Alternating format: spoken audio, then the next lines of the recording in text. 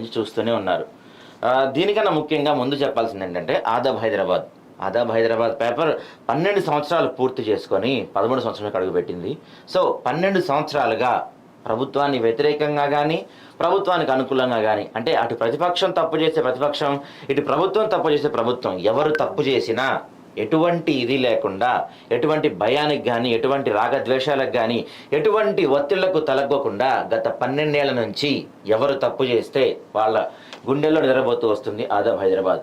అటు ప్రభుత్వ అధికారులు పనిచేయకపోయినా, ప్రభుత్వానికి సంబంధించిన శాఖల్లో అవినీతి జరుగుతున్నా, కొన్ని ప్రైవేట్ శాఖల్లో అవినీతి జరుగుతున్నా, ఎక్కడ అవినీతి జరుగుతున్నా, ఎటువంటి సిచ్యువేషన్లో ఉన్నా వాళ్ళ వెనకాల ఎవరున్నా సరే అవి మేము ముందుంచే ప్రయత్నం చేసింది Aadab Hyderabad.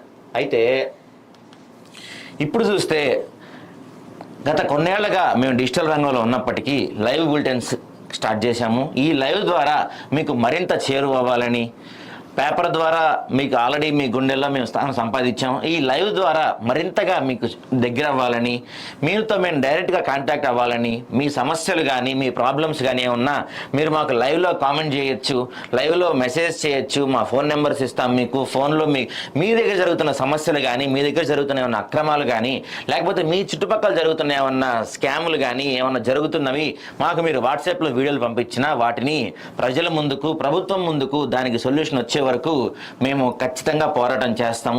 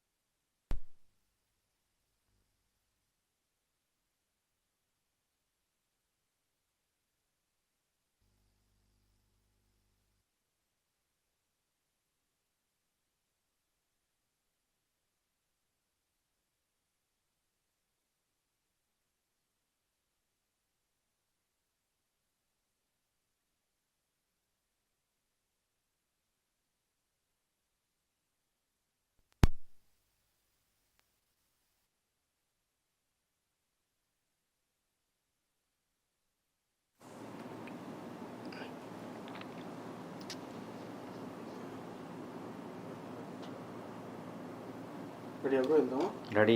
Good morning guys.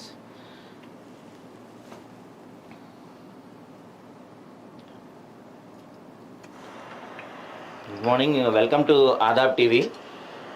యాక్చువల్గా మీరు అన్ని చాలా యూట్యూబ్ ఛానల్స్ చూస్తున్నారు. అందరూ మార్నింగ్ పేపర్స్ వస్తున్నాయి, అందరూ ఈ మార్నింగ్ బులెటిన్ మీరు చాలా ఛానల్స్లో చాలా రోజుల నుంచి చూస్తూనే ఉన్నారు. దీనికన్నా ముఖ్యంగా ముందు చెప్పాల్సింది ఏంటంటే ఆదాబ్ హైదరాబాద్ పేపర్ 12 సంవత్సరాలు పూర్తి చేసుకొని 13 సంవత్సరాలకు అడుగుపెట్టింది. సో 12 సంవత్సరాలుగా ప్రభుత్వాన్ని వ్యతిరేకంగా కానీ ప్రభుత్వానికి అనుకూలంగా కానీ, అంటే అటు ప్రతిపక్షం తప్పు చేసే ప్రతిపక్షం, ఇటు ప్రభుత్వం తప్పు చేసే ప్రభుత్వం, ఎవరు తప్పు చేసినా ఎటువంటి ఇది లేకుండా, ఎటువంటి భయానికి కానీ, ఎటువంటి రాగద్వేషాలకు కానీ, ఎటువంటి ఒత్తిళ్లకు తలగ్గకుండా గత 12 ఏళ్ల నుంచి ఎవరు తప్పు చేస్తే వాళ్ళ గుండెల్లో నిద్రపోతూ వస్తుంది ఆదాబ్ హైదరాబాద్. అటు ప్రభుత్వ అధికారులు పనిచేయకపోయినా, ప్రభుత్వానికి సంబంధించిన శాఖల్లో అవినీతి జరుగుతున్నా, కొన్ని ప్రైవేట్ శాఖల్లో అవినీతి జరుగుతున్నా, ఎక్కడ అవినీతి జరుగుతున్నా, ఎటువంటి సిచ్యువేషన్లో ఉన్నా వాళ్ళ వెనకాల ఎవరున్నా సరే అవి మేము ముందుంచే ప్రయత్నం చేసింది ఆదాబ్ హైదరాబాద్. అయితే ఇప్పుడు చూస్తే గత కొన్నేళ్లుగా మేము డిజిటల్ రంగంలో ఉన్నప్పటికీ లైవ్ బులెటిన్స్ స్టార్ట్ చేశాము. ఈ లైవ్ ద్వారా మీకు మరింత చేరువ అవ్వాలని, పేపర్ ద్వారా మీకు ఆల్రెడీ మీ గుండెల్లో మేము స్థానం సంపాదించాము. ఈ లైవ్ ద్వారా మరింతగా మీకు దగ్గర అవ్వాలని, మీతో మేము డైరెక్ట్గా కాంటాక్ట్ అవ్వాలని, మీ సమస్యలు కానీ మీ ప్రాబ్లమ్స్ కానీ ఏమన్నా మీరు మాకు లైవ్లో కామెంట్ చేయొచ్చు, లైవ్లో మెసేజ్ చేయొచ్చు. మా ఫోన్ నెంబర్స్ ఇస్తాం మీకు. ఫోన్లో మీ దగ్గర జరుగుతున్న సమస్యలు కానీ, మీ దగ్గర జరుగుతున్న ఏమన్నా అక్రమాలు కానీ, లేకపోతే మీ చుట్టుపక్కల జరుగుతున్న ఏమన్నా స్కాములు కానీ ఏమన్నా జరుగుతున్నవి మాకు మీరు వాట్సాప్లో వీడియోలు పంపించినా వాటిని ప్రజల ముందుకు, ప్రభుత్వం ముందుకు దానికి సొల్యూషన్ వచ్చే వరకు మేము ఖచ్చితంగా పోరాటం చేస్తాము, మీ వెనకాల నిలబడతామని చెప్పి మేము ఖచ్చితంగా చెప్తున్నాము. మిగతా ఛానల్స్ లాగా, మిగతా వాళ్ళలాగా మేము ఒక పార్టీకి కానీ, లేకపోతే ఒక పక్షానికి కానీ, ప్రభుత్వానికి కానీ, ప్రతిపక్షానికి కానీ ఎవరికి అనుకూలం కాదు, ఎవరికి వ్యతిరేకం కాదు. తప్పు చేస్తే ఎవరైనా సరే, ముఖ్యమంత్రి అయినా, ప్రధానమంత్రి అయినా, ప్రతిపక్ష నేత అయినా, ఎవరైనా ఎమ్మెల్యే అయినా ఎంపీ అయినా మా స్టాండ్ ఒక్కటే, మా వార్త ఒక్కటే, మా న్యూస్ ఒక్కటే, మా నిజం ఒక్కటే. ఖచ్చితంగా తప్పు జరిగితే అది అధికారులు అవనివ్వండి, ఎంత పెద్ద అధికారి అయినా, ఐఏఎస్ అయినా, ఐపీఎస్ అయినా, ఎటువంటి వ్యక్తి అయినా సరే తప్పు జరిగితే మాత్రం ఖచ్చితంగా మేము నిలదీస్తాం, చొక్కా పట్టుకొని బయటికి లాగుతాం ఖచ్చితంగా. సో డైలీ ఈ బులెటిన్లో మీరు మాతో ఏమన్నా కాంటాక్ట్ అవ్వాలన్నా యూట్యూబ్ లైవ్లో మీరు మాకు మెసేజ్లు చేయొచ్చు, మా వాట్సాప్ నెంబర్కి మీరు వీడియోస్ అవి పంపచ్చు. సో దీని ద్వారా మరింతగా చేరువదాం, ప్రభుత్వంతో పని చేయించుకుందాం. ప్రభుత్వం పనిచేయడం వాళ్ళ హక్కు, మనం పని చేయించుకోవడం మన హక్కు. ఎట్టి పరిస్థితుల్లో ఎక్కడ ₹1 లంచం తీసుకున్నా, ₹1 లంచం అడిగినా ఇచ్చినా మాకు తెలియజేయండి. ఖచ్చితంగా మేము వెనుకొండి పోరాడుతాం. మీకు రావాల్సిన ప్రభుత్వ పథకాలు కానీ, ప్రభుత్వ శాఖల్లో కానీ ఎక్కడ అవినీతి జరుగుతున్నా మా దృష్టికి తీసుకురండి. దానికి న్యాయం జరిగే వరకు మేము ఖచ్చితంగా మీ వెంట ఉంటాం, మీ ముందు నిలబడతాం అని సగర్వంగా తెలియజేస్తున్నాం. సో ఇవాళ మన వార్తల హెడ్లైన్స్లోకి వెళ్ళే ముందు ఆదాబ్ హైదరాబాద్లో మనం ఆజ్కి బాత్ చూద్దాం ఒకసారి. ఈ మధ్య సినిమాల బడ్జెట్లు పెరిగిందని టికెట్ల రేట్లు పెంచేస్తున్న ప్రభుత్వం వ్యవసాయ ఖర్చులు పెరిగాయని పంటలకు రేట్లు ఎందుకు పెంచడం లేదు? కార్పొరేట్లకు రాయితీలు ఇస్తూ సూక్ష్మ, చిన్న, మధ్యతరహా పరిశ్రమలను ఎందుకు ప్రోత్సహించడం లేదు? యువతకు ఉపాధి, ఉద్యోగాలు ఎందుకు కల్పించడం లేదు? విద్యా వైద్యంలో నాణ్యత, భద్రత ప్రభుత్వ బాధ్యత. చట్టబద్ధమైన లైసెన్సులతో దోపిడీ చేస్తుంటే చూస్తుండ్లు. సేవ పేరుతో రాజకీయ అవినీతి పెరిగిపోయే, సగటు పౌరుల బతుకులేమో మారకపోయే. పౌర స్వేచ్ఛే పత్రికా స్వేచ్ఛ, అది నిప్పు లాంటిది, తుప్పు పట్టదు. నేనున్నానని వ్యక్తుల్ని శక్తులుగా మార్చి అవినీతిని తొదముట్టిస్తుంది. సో ఇది ఈరోజు రాజకీయ బాధ. చాలా అద్భుతమైన లైన్స్ వచ్చినాయి. ఇక ఈరోజు మనం మెయిన్గా చూస్తే కనుక ఈరోజు మెయిన్ హెడ్లైన్ వచ్చేసి ఇది కొంచెం బ్రేకింగ్, ఒక షాకింగ్ వార్తగా చెప్పొచ్చు మనం. ఎందుకంటే గవర్నర్గా కేసీఆర్ అంట. అసలు మనం 2 రోజుల నుంచి కనుక అబ్జర్వ్ చేస్తే, మీకు కొన్ని వీడియోస్ చూపించే ప్రయత్నం చేస్తాను. మనం 2 రోజుల నుంచి అబ్జర్వ్ చేస్తే అటు పక్క రేవంత్ రెడ్డి అంటాడు బీఆర్ఎస్ తీసుకెళ్లి బీజేపీ కలుస్తుంది అంటాడు, ఇటు పక్క బండి సంజయ్ అంటాడు లేదు లేదు బీఆర్ఎస్ వెళ్ళి కాంగ్రెస్ కలుస్తుంది అంటాడు. కానీ ఒక 9 సంవత్సరాలు తెలంగాణ పరిపాలించి ఒక వెలిగిన పార్టీ ఈ రోజు ఏ పార్టీలో విలీనం అయిపోద్దా, ఈ పార్టీలో ఉంటారా, అసలు పార్టీ ఉంటుందా, మూసేస్తా అనే చర్చ జరుగుతుందంటే ఆ పార్టీ ఎంతలా దిగజారిపోయింది, ఆ పార్టీ పరిస్థితి ఏంటనేది మనం నిజంగా ఇవాళ మాట్లాడుకోవాల్సిన పరిస్థితి ఏర్పడుతుంది. ఎగ్జాక్ట్గా. ఎందుకంటే కేసీఆర్ ఇప్పుడు 9 ఏళ్ల పాటు ముఖ్యమంత్రిగా ఉన్నప్పుడు 9 ఏళ్ళ ఉన్న ఆ బీఆర్ఎస్ పార్టీ ఈరోజు మటుమాయం కావడానికి కారణం ఎవరు అని అంటే కేసీఆర్ పాలనే అని చెప్పేసి ఈరోజు ఆయన కంట్లో ఆయనే ఏళ్ళు గుర్చుకున్నట్టు కనిపిస్తుంది. ఇంత జరిగిన తర్వాత కూడా, ఇంత అయిపోయిన తర్వాత కూడా నిన్న మళ్ళీ కేటీఆర్ చూస్తే మహిళలు బస్సులో రికార్డింగ్ డ్యాన్స్లు వేయండి అని చెప్పి మాట్లాడి మళ్ళీ సాయంత్రం ట్విట్టర్లో ఏమని పెట్టాడు, ఏదో నేను పార్టీ మీటింగ్లో యథాప్రలాపనగా చేసేసాను, నేను అనుకోని చెప్పింది కాదని చెప్పి అంటాడు. 9 ఏళ్ళు ఒక మంత్రిగా చేశాడు, కీలక శాఖలు నిర్వహించాడు, ఐటీ మంత్రి అని చెప్పుకుంటాడు, నేను అక్కడ చదివా ఇక్కడ చదివా అది చేసా అని చెప్పుకునే ఓ వ్యక్తి మహిళల గురించి పొరపాటుగా మాట్లాడాడంటే ఇంకేమనుకోవాలి వాళ్ళ గురించి. అయితే మంత్రి మాట్లాడుతూ ఒక బహిరంగ సభలో నువ్వు నోరు జారినవంటే ఇదే మా జర్నలిస్ట్ మిత్రులు ఎంతమంది మా లైవ్లో బులెటిన్లు చేసేటప్పుడు కానీ, పత్రికల్లో వార్తలు రాసేటప్పుడు కానీ మీ బీఆర్ఎస్ మీదనో లేకపోతే అధికార పార్టీ మీదనో లేదంటే మీ మంత్రుల మీద, ఎమ్మెల్యేల మీద మాట్లాడినప్పుడు మీరు కేసులు పెట్టి గుంజుకెళ్ళి జైల్లో వేసిన రోజులు లేవా? ఆ రోజు మరి నువ్వు ఎందుకు లైట్ తీసుకోలేదు? అంటే నువ్వు బహిరంగ సభలో మాట్లాడేటప్పుడు ఒక మహిళల గురించి, ప్రభుత్వాన్ని గురించి నువ్వు మాట్లాడేటప్పుడు నోరు జాగ్రత్త పెట్టుకోవాలి కదా. మహిళలు బ్రేక్ డాన్సులు చేస్తారు, నువ్వు అన్నమాట వాస్తవం ఒప్పుకున్నావు, కరెక్టే. కానీ అది ఎందుకు మాట్లాడినావు అంటే మిస్యూజ్ అవుతుంది. అది గవర్నమెంట్ పథకం అనేది అందరికీ తెలుసు, కొంత మిస్యూజ్ అవుతుంది. కానీ నువ్వు మిస్యూజ్ చేయొద్దు అని గవర్నమెంట్కి సూచన చేయాలి కదా. అంతేగాని బ్రేక్ డ్యాన్సులు, మరి ఇప్పుడు ప్రతిపక్షాలు ఏమంటున్నాయి, మిగతా వాళ్ళు ఏమంటున్నారు, మరి మీ చెల్లి కూడా బ్రేక్ డాన్స్ చేస్తేనే ఈరోజు జైల్లో ఉంటుంది అని అడుగుతున్నారు. ఎందుకంటే ఏమన్నా ఒక మాట మాట్లాడే ముందు మన ఇళ్లలో కూడా అక్క చెల్లెళ్ళు, అమ్మలు అందరూ ఉంటారు. సో ప్రతి ఆడపడుచు మన అమ్మ అనుకోవాలి, అక్క చెల్లెలు అనుకోవాలి. అంతే. ఒక బాధ్యతగా పైగా 9 సంవత్సరాలు చెప్పాలంటే ముఖ్యమంత్రి తర్వాత స్థానంలో ఉన్న వ్యక్తి ఒక బాధ్యత పొరపాటు మానేసాను, ఇట్లా పొరపాటు వచ్చేసింది అంటాం అంటే మీ మాటలకి ఇప్పుడు మీ పార్టీ ఉన్న పరిస్థితికి క్లియర్గా మనకు అర్థం అవుతుంది. ఎందుకంటే మీ మాటలు, మీ పొగరు, మీ పొగరు పట్టిన మాటల వల్లే ప్రజలకు మీరు దూరం అయ్యారు, అధికారానికి దూరం అయ్యారు. అందుకే 39 సీట్లు వచ్చినాయి. అందులో చాలా మంది ఆల్రెడీ వెళ్ళిపోయారు, వెళ్ళిపోవడానికి సిద్ధంగా ఉన్నారు. పార్లమెంట్ ఎన్నికల్లో చూస్తుంటే మీకు వచ్చింది పెద్ద సున్నా. ఇక మీరేమో పక్క రాష్ట్రాలు పోయి పార్టీ పెడితే నేను ప్రధానమంత్రి అవుతా అంటారు, మోడీని అట్లా తిట్టారు ఇట్లా తిట్టారు, అది చేస్తా ఇది చేస్తా అన్నారు. పక్క రాష్ట్రాలు కాదన్న, ఈ రోజు తెలంగాణ భవన్ దగ్గర ఎవరున్నారు? మీ ఎమ్మెల్యేలు ఎవరైనా కనపడుతున్నారా? అసలు మీ ముఖమే లేదు కదా.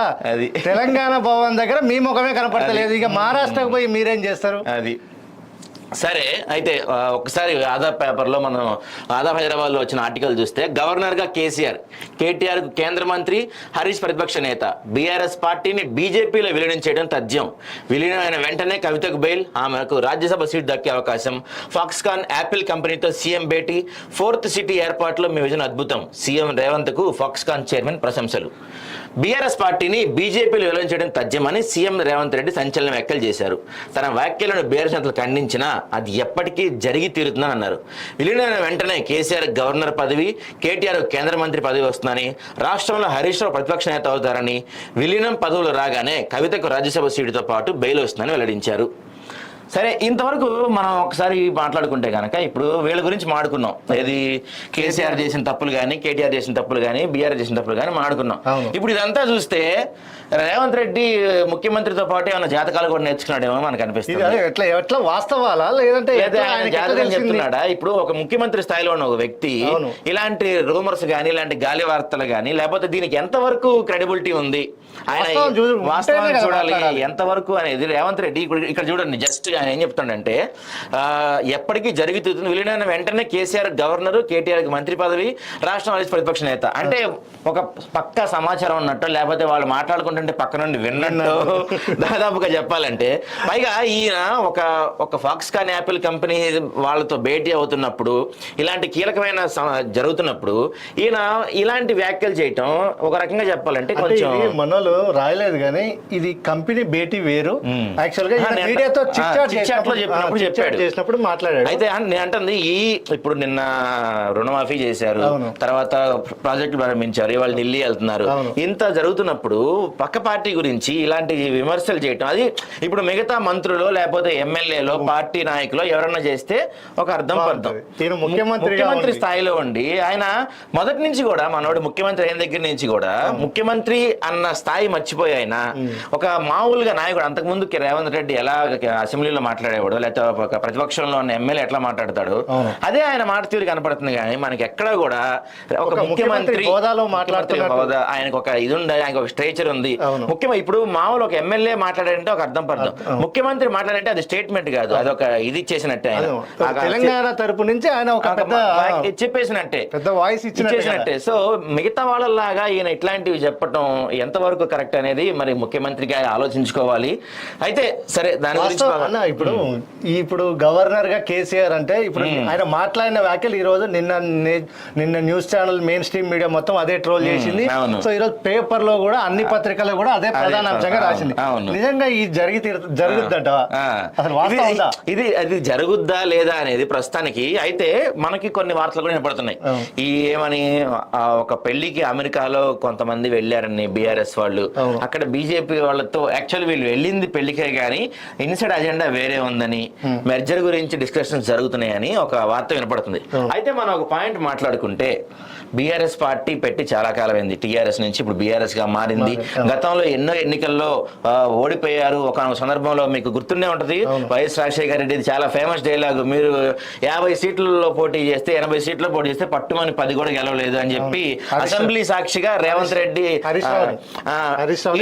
నీటెల్ని వైఎస్ రాజశేఖర రెడ్డి, ఏమయ్య రాజేంద్ర మీరు 50 సీట్లు పోటీ చేస్తే పట్టుమని 10 గెలవలేదు అని చెప్పి అసెంబ్లీ సాక్షిగా ఒక ముఖ్యమంత్రి అవమానించిన సందర్భాలు కూడా ఉన్నాయి, కొన్ని దెబ్బతిన్న పరిస్థితులు ఉన్నాయి.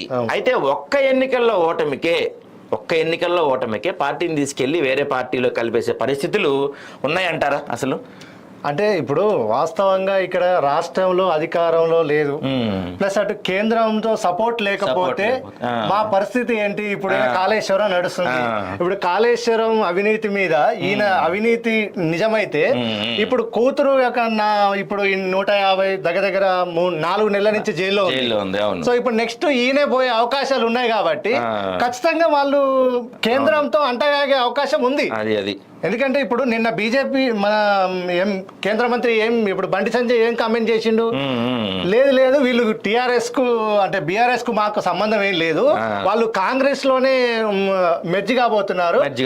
సో వాళ్ళకు కూడా అంటే వాళ్ళు కూడా కామెంట్ చేసిన దాన్ని బట్టి చూస్తే అంటే ఈయన ఆలోచన రకం వేరే విధంగా సెకండ్ థాట్ వచ్చినట్టే అనిపిస్తుంది వాస్తవంగా అయితే. అంతే కదా, అటు కాంగ్రెస్ నుంచి కానీ ఇటు బీజేపీ నుంచి కానీ ఖచ్చితంగా ఎవరో ఒకళ్ళు విలీనం అవ్వకపోతే వీళ్ళు బతికి బట్టగట్టలేరు, లేకపోతే వీళ్ళు 9 ఏళ్ళలో చేసిన అక్రమాలు కానీ వీళ్ళపైన ఉన్న కేసులు కానీ రాబోయే కేసులు కానీ తప్పించుకోవాలంటే తప్పదు అనే ఒక పరిస్థితి కనపడుతుంది. మరి చూడాలి, ఇప్పుడు గత కొంతకాలంగా అయితే కేసీఆర్ అయితే ఒక సైలెన్స్ మెయింటైన్ చేస్తున్నారు, బయట ఎక్కడా కనపడతలేదు, పెద్దగా మాట్లాడతలేదు. కేటీఆర్ హరీష్ రావే కనపడుతున్నారు, కవిత చూస్తే జైల్లో ఉంది. మరి ఇట్లాంటి ఆటుపోట్లు ఎన్నో ఎదుర్కొని ఎన్నో దాటుకొని ముందుకు వచ్చిన కేసీఆర్ ఇప్పుడు ఒక్కసారిగా తీసుకెళ్లి వేరే పార్టీలో కలిపేస్తారు అనేది ఎంతవరకు మనం చూద్దాము. అయితే ఒక్కసారి ఈ వార్త మనం పూర్తిగా చూసే ప్రయత్నం చేద్దాం.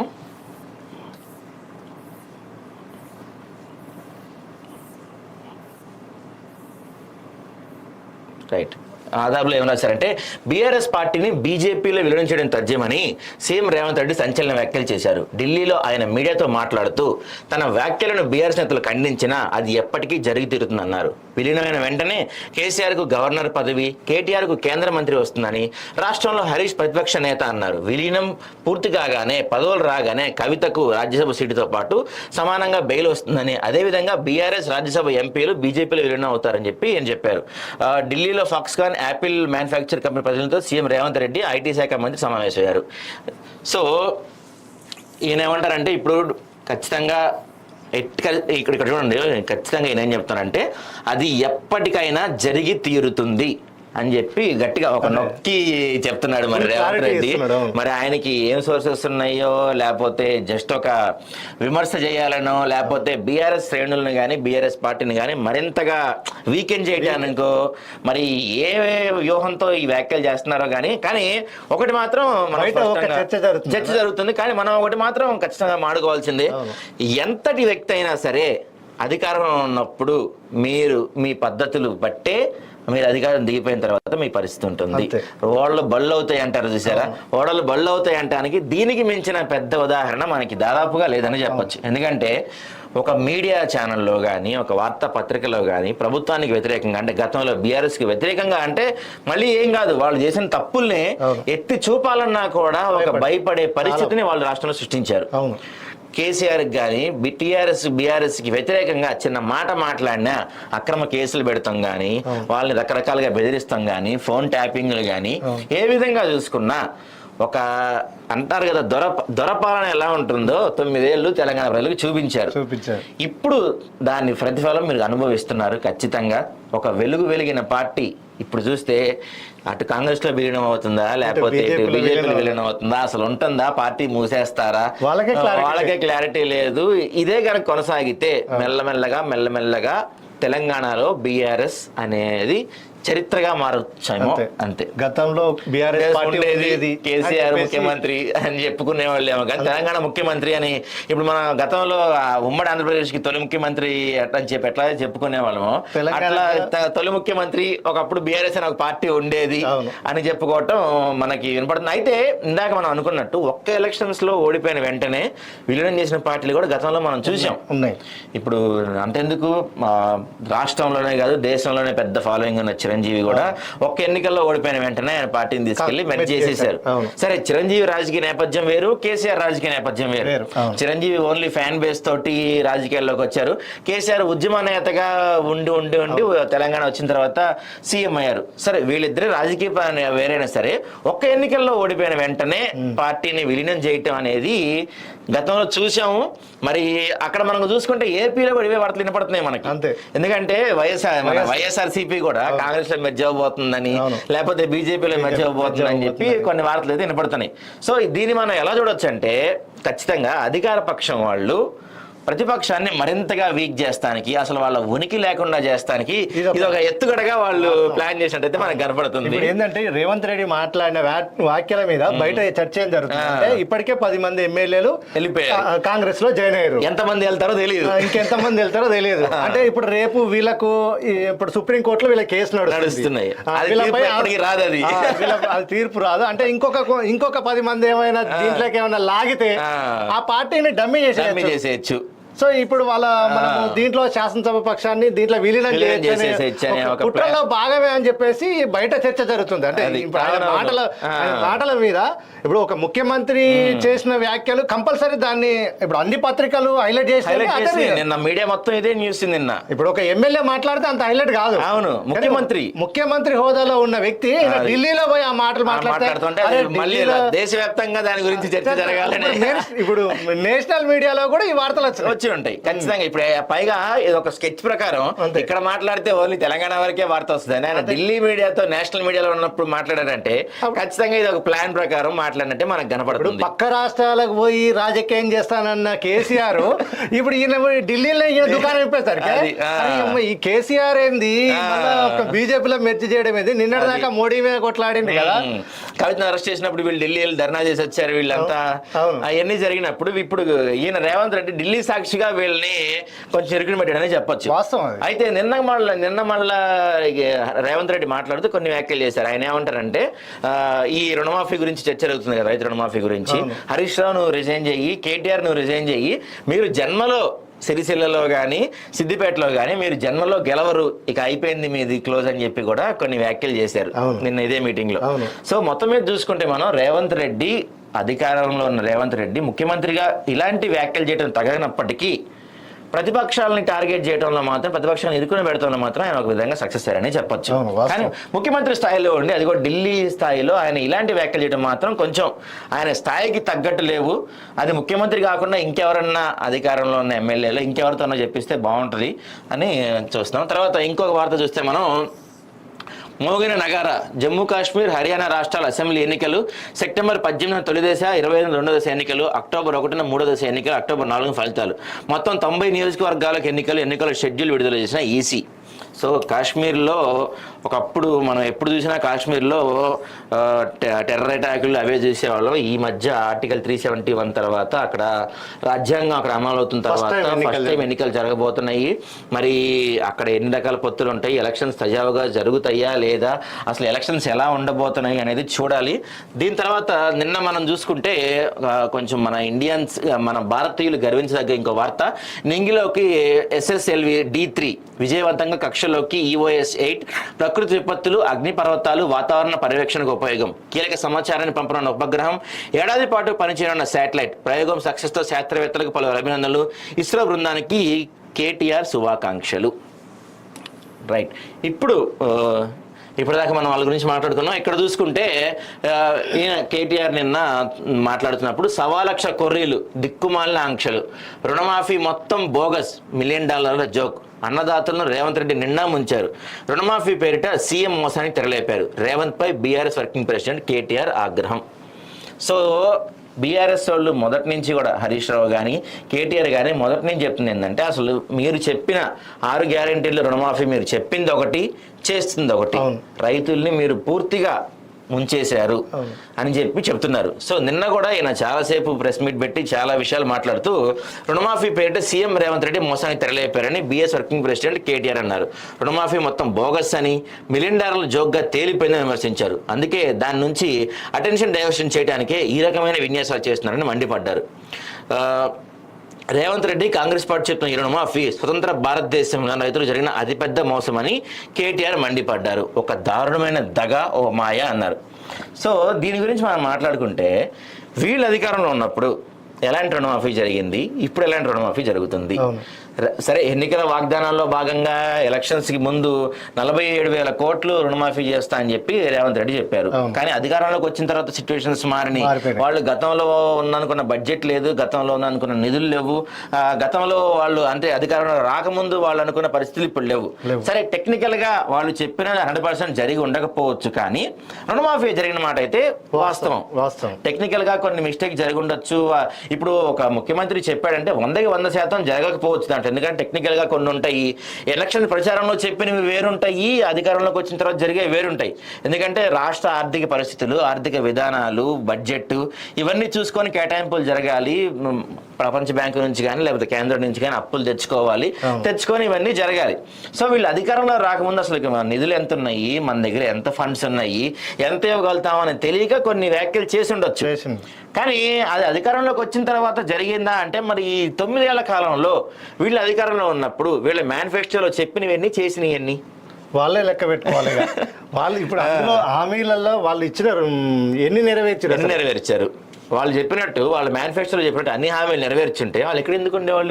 ఇప్పుడు 39 సీట్లు అధికారంలో కూర్చోబెట్టేవాళ్ళు కదా. సరే, నేనేమంటాను, కాంగ్రెస్ పార్టీలో కొన్ని అవకతవకలు జరిగి ఉండొచ్చు. ఇప్పుడు వాళ్ళు చెప్పిన రుణమాఫీలో కొన్ని జరిగి ఉండొచ్చు, కొన్ని ప్రాబ్లమ్స్ వచ్చినాయి. కొన్ని బ్యాంకులు ఇంకా మాకు అప్పుడే ఫండ్స్ రిలీజ్ చేయలేదు, మండే రమ్మని చెప్పి కొన్ని బ్యాంకులు పంపించేసాయి. అయితే దీంట్లో నిన్న బీఆర్ఎస్ సోషల్ మీడియా విభాగం దీన్ని పెద్ద ప్రచారం చేసింది. అయితే వీళ్ళు గమనించాల్సింది ఏంటంటే, ఆగస్ట్ 15 హాలిడే. అవును. నిన్న ఆగస్టు 16 వరలక్ష్మి వ్రతం, చాలా మంది లీవ్ లో ఉంటారు. ఇవాళ సాటర్డే, సండే, మండే కూడా రాఖీ. మండే రాఖీ అఫీషియల్ గా హాలిడే కాకపోయినా చాలా మంది మన తెలంగాణలో, ముఖ్యంగా మన తెలుగు రాష్ట్రాల్లో, తెలంగాణ గురించి మాట్లాడుకుంటాం కాబట్టి రాఖీ అనేది తెలంగాణలో దాదాపుగా ఒక పెద్ద పండుగ, సమానమైన పండుగ. ఎక్కడెక్కడ ఉన్నోళ్ళు, విదేశాల్లో ఉన్న వేరే రాష్ట్రాల్లో ఉన్నా సరే రాఖీ పండుగ ఘనంగా నిర్వహించుకుంటారు ఖచ్చితంగా. సో ఆ రోజు కూడా కొంత బ్యాంకింగ్ సిబ్బంది కానీ జరగాల్సిన పనులు కానీ పూర్తి స్థాయిలో జరగకపోవచ్చు. సో మంగళవారానికి పూర్తి స్థాయిలో నిధులు విడుదల కావచ్చు, మంగళవారానికి ఇది అవ్వచ్చు. ఇప్పుడు ఆగస్ట్ 15 నేను పూర్తి రుణమాఫీ చేస్తున్నా అని చెప్పి సీఎం అనౌన్స్ చేయగానే నిమిషాల్లో అయిపోదు కదా. అంత మినిమం నాలెడ్జ్ లేకుండా బీఆర్ఎస్ సోషల్ మీడియా వింగ్ కానీ లేకపోతే నాయకులు కానీ ఎట్లున్నారు అసలు? ఏం చేస్తారంటే, ఫస్ట్ విడత సెకండ్ విడత కూడా కొంతమందికి వాస్తవంగా పడలేదు. మీరు అన్నారు టెక్నికల్ మిస్టేక్ అని అన్నారు. టెక్నికల్ మిస్టేక్ జరిగింది కొన్ని ఊర్లలో, కొన్ని గ్రామాలలో జరగలేదు. సో వాళ్ళు ఏమన్నారు, ఇప్పుడు నిన్న ముఖ్యమంత్రి ఏమన్నాడు, ఎవరికైతే రుణమాఫీ రాలేదో వాళ్ళందరూ కలెక్టరేట్కి వెళ్ళి దరఖాస్తు చేసుకోండి. అవును, మీకు ఎందుకు డబ్బులు ఇవ్వలేదు, మీ పరిస్థితి ఏంటి అనేది దరఖాస్తు చేసుకోండి అని చెప్పేసి మేము 5,000 కోట్లు ఆల్రెడీ దానికి అంటే కేటాయించి ఉన్నాము. సో మీలాంటి వాళ్లకు మేము మళ్ళీ ఇవి ఇవ్వడానికే దాన్ని సేవ్ చేసి పెట్టినామని చెప్పేసి చెప్పడం జరిగింది. ఇప్పుడు బీఆర్ఎస్ వాళ్ళు అంటే విమర్శలు చేయడం, దాన్ని ఆల్రెడీ స్టేట్మెంట్ ఇచ్చిండు. ఇప్పుడు ఎవరైతే మాకు డబ్బులు వల్లేవని అనుకుంటున్నారో వాళ్ళందరూ మీ కలెక్టరేట్ లోకి పోయి దరఖాస్తు చేసుకోండి, మేము ఆ డబ్బులు ఇచ్చేస్తామంటున్నారు. అదే సరే, ఇప్పుడు ప్రభుత్వంలో ఉన్నప్పుడు, మీరు ప్రభుత్వంలో ఉన్నప్పుడు కూడా కొన్ని టెక్నికల్ జరిగినాయి, మిస్టేక్స్ అనేవి జరుగుతాయి. దాన్ని వీళ్ళు ఇప్పుడు కొంత టైం ఇవ్వాలి. ఆగస్ట్ 15 ఏమన్నాడు, ఇవాళతో పూర్తి రుణమాఫీ నిధులు రిలీజ్ చేస్తున్నాను అన్నారు. సో ఆగస్ట్ 15 ముఖ్యమంత్రి చెప్పారు కాబట్టి పూర్తిగా బ్యాంకులు నిధులు చేరడానికి కానీ లేకపోతే కొన్ని టెక్నికల్ ప్రాబ్లమ్స్ కానీ ఇవన్నీ పూర్తి కనీసం 15 రోజుల నుంచి నెల పట్టొచ్చు. ఒక నెల చూడండి, అంతే. నెల చూసిన తర్వాత కూడా ఈ 3 విడతలది పూర్తిగా రానోళ్ళు ఎవరన్నా ఉన్నా అప్పుడు మీరు మాట్లాడండి. వాళ్ళు స్టార్ట్ చేసే నెల కాలేదు, సీఎం అనౌన్స్ చేసిన గంటల్లోపే మీరు ప్రెస్ మీట్లు పెట్టేసి ఇది పెద్ద బోగస్, రైతులను నిండా ముంచారు, దిక్కుమాలిన చర్యలు అని చెప్పి మీరు మాట్లాడతాం ఎంతవరకు కరెక్టో మీరు ఆలోచించుకోండి. సరే, మేము ఇప్పుడు ప్రభుత్వానికి సపోర్ట్ చేయట్లా, ప్రభుత్వంలో కొన్ని తప్పులు జరిగి ఉంటాయి, కానీ కొంత సమయం ఇవ్వాలి కదా వాళ్ళకు కూడా. ఇప్పుడు ఆయన అనౌన్స్ చేసి 1 month అయింది. నిన్న క్లియర్గా చెప్పారు, ఇవాళతో పూర్తి రుణమాఫీ ఆగస్ట్ 15 నేను చెప్పినట్టు ఇవాళతో పూర్తి రుణమాఫీ ఆయన అనౌన్స్ చేశారు. అనౌన్స్ చేసిన తర్వాత కొన్ని టెక్నికల్గా ఉంటాయి, కొన్ని బ్యాంకులకు జరిగి ఉంటాయి, వరుస సెలవులు ఉన్నాయి, ఎంప్లాయీస్ అందరూ లీవ్లో ఉండొచ్చు, చాలా రకరకాలు ఉన్నాయి. ఇదంతా జరగడానికి ఒక 10 నుంచి 15 రోజులు, కనీసం 2 రోజులు సమయం పడుతుంది. అప్పుడు మీరు చూడండి, 1 month తర్వాత కూడా మీరు చెప్పినట్టు మీరు గ్రామ స్థాయిలో మీ కార్యకర్తలతో మీకు ఒక కాన్ఫరెన్స్ పెట్టుకొని, ఒక మీటింగ్ పెట్టుకొని ఎంతవరకు అమలైంది, ఎంతవరకు అమలు కాలేదు, నిజంగా బోగస్సా, అసలు నిధులు వచ్చినాయా రాలేదా, లేకపోతే ఏంటి అని చెప్పి మీరు మాట్లాడండి. మేము సపోర్ట్ చేస్తాం, మీడియా కూడా మేము వెంట నిలబడతాం. కానీ ఏదైనా జరిగి ఒక ప్రెస్ మీట్ లో ఆయన ఒక మీటింగ్ లో ఇట్లా చెప్పగానే వెంటనే ప్రెస్ మీట్లు పెట్టేసి డబ్బులు రాలేదు అంటే కాదు. ఇప్పుడు నిజంగానే అమలు చేస్తే మరి వీళ్ళు ఇప్పుడు హరీష్ రావు రాజీనామా చేస్తాడా? ఈయన నిన్న కామెంట్ ఏం చేసిండంటే కొడంగల్కే పోదాం, కొడంగల్కి పోదాం, మీ దగ్గర రైతుల మీద చర్చ చేద్దాం, మీ దగ్గర చర్చ చేద్దాం, ఈ రైతు రుణమాఫీ అయింది అని అంటే రాజకీయ సన్యాసం తీసుకుంటాడట. మరి ఇదే నిన్న మీరు ప్రెస్ మీట్ లో మళ్ళీ ఇదే హరీష్ రావు అంటాడు, నేను చెప్పినట్టు వీళ్ళు చేయలేదు, రకరకాల విడతల్లో చేశారు, నేను పూర్తి రుణమాఫీ చెప్పాను, వీళ్ళు 2 లక్షలే చేస్తా అంటున్నారు, సగమే చేస్తా అంటున్నారు, నేను చెప్పింది వేరు వీళ్ళు చెప్పింది వేరు, నేనెందుకు రిజైన్ చేయాలి, నువ్వే దేవుడి మీద ఒట్టేసావని చెప్పి రివర్స్ కౌంటర్ మొదలు పెట్టారు. సో ఈయనేమంటాడు రేపు, నేను చెప్పింది వేరు మీరు చేసింది వేరు, రాజకీయ సన్యాసం నేను చేయాలి మీరే చేయాలంటాడు. బాబు అమ్మారుతో ఇద్దరు అంతే, అదే అవుతుంది. సో ఎవరైనా సరే ప్రభుత్వంలో ఇప్పుడు ఉన్నారు కాబట్టి కొంచెం టైం ఇవ్వండి. ఇప్పుడు వాళ్ళు చెప్పిన పథకాలు అమలు కావడానికి ఒక 15 days 10 days. ఇప్పుడు వాళ్ళ చేతిలో దీపాలు ఏమి ఉండవు కదా, ఇట్లా రుద్దగానే సొప్పని ఇచ్చేయడానికి కొంచెం టైం పడుతుంది కదా, మీరు వెయిట్ చేయండి. కదా వెయిట్ చేయండి. ఖచ్చితంగా ఒక నెల తర్వాత 15 రోజుల తర్వాత మీరు అన్నట్టే కొడంగల్ కార్యకర్తలతో కొడంగల్ జనాలతో మీరు మీటింగ్ పెట్టుకొని అప్పుడు మాట్లాడండి. మేము మీడియా మొత్తం మీ వెంట నిలబడతాం, ప్రభుత్వాన్ని ప్రశ్నిద్దాం. జస్ట్ చెప్పి అనౌన్స్మెంట్ చేసిన కొన్ని గంటల్లోపే మీరు డబ్బులు ఇయ్యి అంటే ఇట్లా ఇసరలేరు కదా, హెలికాప్టర్లో డబ్బులు కొంచెం టైం పడుతుంది కదా. సరే, ఇంకోటి చూస్తే కనుక మోడీతో యూనస్ మంతనాలు, శాంతియుత ప్రభుత్వానికి భారత్ మద్దతు ఉంటుందన్న ప్రధాని నరేంద్ర మోడీ. బంగ్లాదేశ్లో ప్రస్తుత పరిణామాలపై ఇద్దరం మాట్లాడుకున్నామన్న మోదీ, హిందువులకు భద్రత కల్పిస్తామని యూనస్ హామీ. దీని తర్వాత ఇంకో మాట, 4 కోట్ల విలువైన డ్రగ్స్ పట్టివేత, 8 మంది స్మగ్లర్ల అరెస్ట్, 620 గ్రాముల హెరాయిన్ సీజ్, రాజస్థాన్ నుంచి హైదరాబాద్కు. దీని గురించి మనం ఒక్క నిమిషం మాట్లాడుకుందాం. ఈ మధ్య గత కొన్ని రోజులుగా చూస్తే ఒకప్పుడు మనకి ఊళ్ళల్లో కానీ లేకపోతే గ్రామాల్లో కానీ అర్బన్ సిటీస్లో కానీ చూసుకుంటే చెడ్డ అలవాట్లు అంటే సిగరెట్ మద్యం కనపడేది. కానీ ఇప్పుడు నిజంగా అండి హైదరాబాద్లో కొన్ని చోట్ల నిన్న మనం చూస్తుంటే గుంటూరు విజయవాడ లాంటి ప్రాంతాల్లో కూడా వార్తలు చూసాం. మరి ఇంటర్ డిగ్రీ స్థాయి స్టూడెంట్స్ కూడా డ్రగ్స్కి బానిస అవుతున్నారని చెప్పి మనం వార్తలు చూస్తున్నాం. ఇక్కడ డ్రగ్స్కి బానిస అవుతున్న వాళ్ళు తప్పు కాదు. ఇప్పుడు డిగ్రీ ఇంటర్ స్టూడెంట్స్కి డ్రగ్స్ ఎక్కడి నుంచి దొరుకుతున్నాయి? అంత ఈజీగా డ్రగ్స్ దొరికేస్తున్నాయి ఆ మార్కెట్లో. ఇప్పుడు మన పాన్ షాప్ లో సిగరెట్లు ఎట్లా అమ్ముతారో ఇప్పుడు ఈ డ్రగ్స్ అనేది అంత ఈజీ అయిపోయింది. మనం చూసుకుంటే 18 ఏళ్లలో పిల్లలకి మందే అమ్మరు, వాళ్ళని బారుల్లోకి పబ్బుల్లోకి ఎలా చేయరు. కానీ మరి 18 ఏళ్ల పిల్లలకి డ్రగ్స్ అంత ఈజీగా ఎట్లా దొరికేస్తున్నాయి వాళ్ళకి? అసలు హై స్కూల్ పిల్లలు, హైదరాబాద్ లో కార్పొరేట్ స్కూళ్ళలో హై స్కూల్ పిల్లలు డ్రగ్స్ వాళ్ళ బ్యాగులలో దొరుకుతున్నాయి. అంత ఈజీగా దొరికేస్తుందంటే తప్పెవరిది ఇక్కడ? డ్రగ్స్ తీసుకుంటున్న పిల్లలది తప్ప, అధికారులది పాలకులది తప్ప? పాలకులదే కదా. అంటే మీరు ఎంత నిర్లక్ష్యంతో ఉన్నారు, ఎంత ఉదాసీనతో ఉన్నారంటే చిన్న పిల్లలకి ఈజీగా, ఇప్పుడు నేనున్నానండి, సపోజ్ నాకు ఒక గన్ కావాలంటే నేను ఎంత కష్టపడాలి? అవును, అంత ఈజీగా దొరకదు. సో గన్తో సమానమైందే డ్రగ్స్. అంతే, డ్రగ్స్ అంత ఈజీగా మన కిరాణా షాపుల్లో లేకపోతే గల్లీ చివర షాపుల్లో పాన్ డబ్బాల్లో మీరు చెప్పినట్టు ఎక్కడ పడితే అక్కడ విరివిగా డ్రగ్స్ దొరికేస్తున్నాయి కాబట్టి వీళ్ళు వాడుతున్నారు. అంతే, దొరకకపోతే ఎందుకు వాడేవాళ్ళు వీళ్ళు?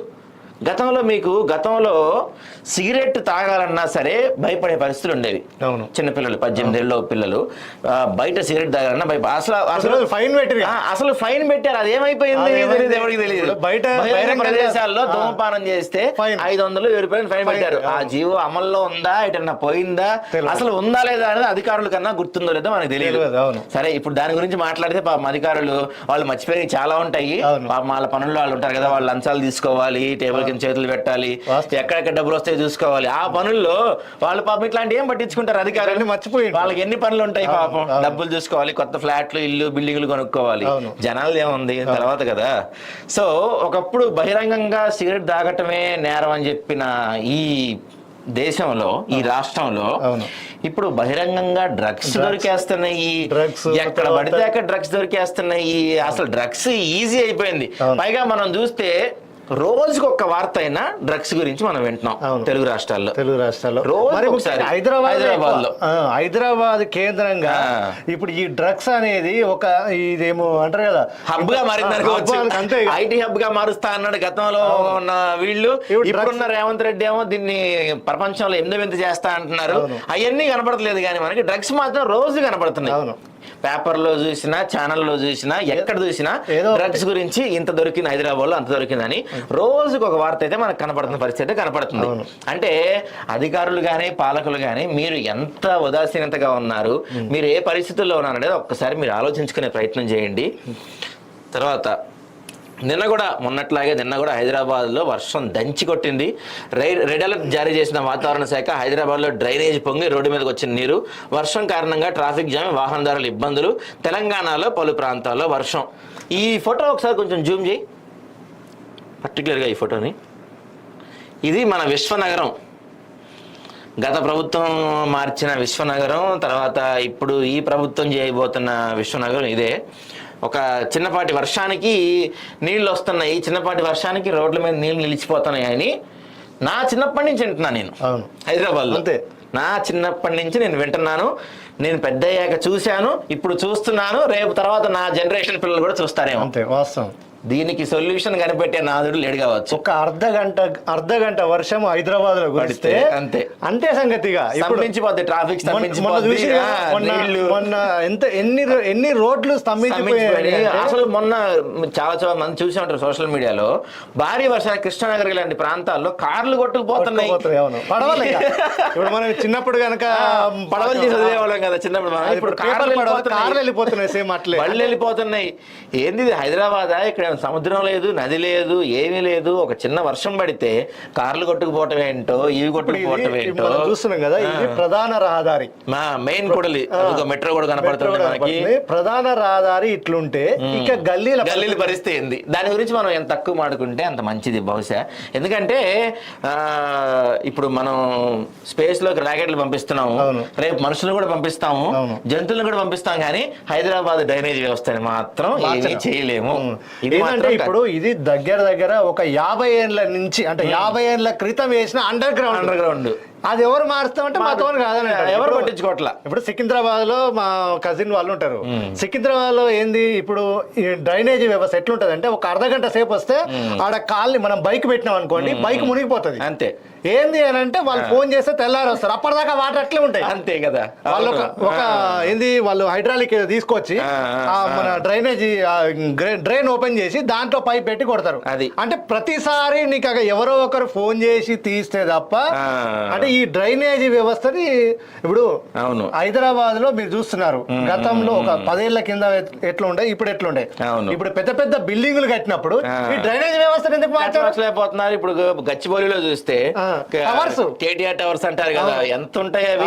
ఇలా చూసినా మనకు కనపడిన పరిస్థితులు ఉన్నాయి. అది వాళ్ళ అవసరం. అంత పెద్ద టవర్లు కట్టగలుగుతున్నారు కానీ ఇక్కడ ఉన్న డ్రైనేజ్ మాత్రం మార్చాలనుకోవట్లేదు. ఎంత మంది ప్రాణాలు ఇప్పుడు స్కూల్ వెళ్ళే సమయంలో పిల్లలు కొట్టుకుపోయారు చూసాం మనం. ఆ కొట్టుకుపోయినప్పుడు ఏం చేస్తామంటే, ఆ రోజు అందరూ స్టేటస్లు పెట్టుకుంటాము, వాట్సాప్ లో, ఫేస్బుక్ లో పెడతాము, పేపర్లలో, మీడియాలో వార్త వస్తుంది, సోషల్ మీడియాలో వైరల్ అవుతుంది. తెల్లారి అంతే. ఆ వార్త కనపడదు మనకి, ఎక్కడ వినపడదు, కనపడదు. అధికారికి కూడా అవసరం లేదు. ఆ కుటుంబానికి ఎక్స్గ్రేషియా వచ్చిందా లేదా కూడా తెలియదు. అంతే. వాళ్ళకి ఇచ్చారో లేదో కూడా తెలియదు. ఇది అయిపోద్ది, రెండో రోజు మళ్ళీ ఇంకెక్కడో జరిగిద్ది, అప్పుడు మళ్ళీ మాడుకుంటాం, డ్రైనేజ్ ఇచ్చేయాలంటాము, డ్రైనేజ్ మొదలు పెట్టాలంటాము, మళ్ళీ మామూలే. యథా రాజా తదా ప్రజ అన్నట్టు మారిపోతుంది. సరే, ఒక్కసారి ఈ వార్త ఒకసారి చూద్దాం. మంకీ ఫాక్స్ అంటువ్యాధి. మంకీ ఫాక్స్ ను గ్లోబల్ ఎమర్జెన్సీగా ప్రకటించిన ఆరోగ్య సంస్థ. ఆఫ్రికా దేశంలో 17,500 మంకీ ఫాక్స్ కేసులు నమోదు. హైదరాబాద్లోనూ అప్రమత్తమైన అధికారులు. కోవిడ్ అవుట్ బ్రేక్ తర్వాత ఇప్పుడిప్పుడే కోలుకుంటున్న ప్రపంచానికి చెప్పాలంటే ఇదొక పిడుగు లాంటి వార్త అని చెప్పొచ్చు. ఎందుకంటే చాలా అనుకున్న దానికన్నా అత్యంత వేగంగా ఈ మంకీ ఫాక్స్ అనేది ఒకళ్ళ నుంచి ఒకళ్ళకి విస్తరిస్తుందంట. ప్రస్తుతానికి ఇది ఆఫ్రికా మొత్తం బలంగా ఉంది. ఆఫ్రికాతో పాటు దాదాపుగా 17 దేశాల్లో విస్తరించిందంట ఇది.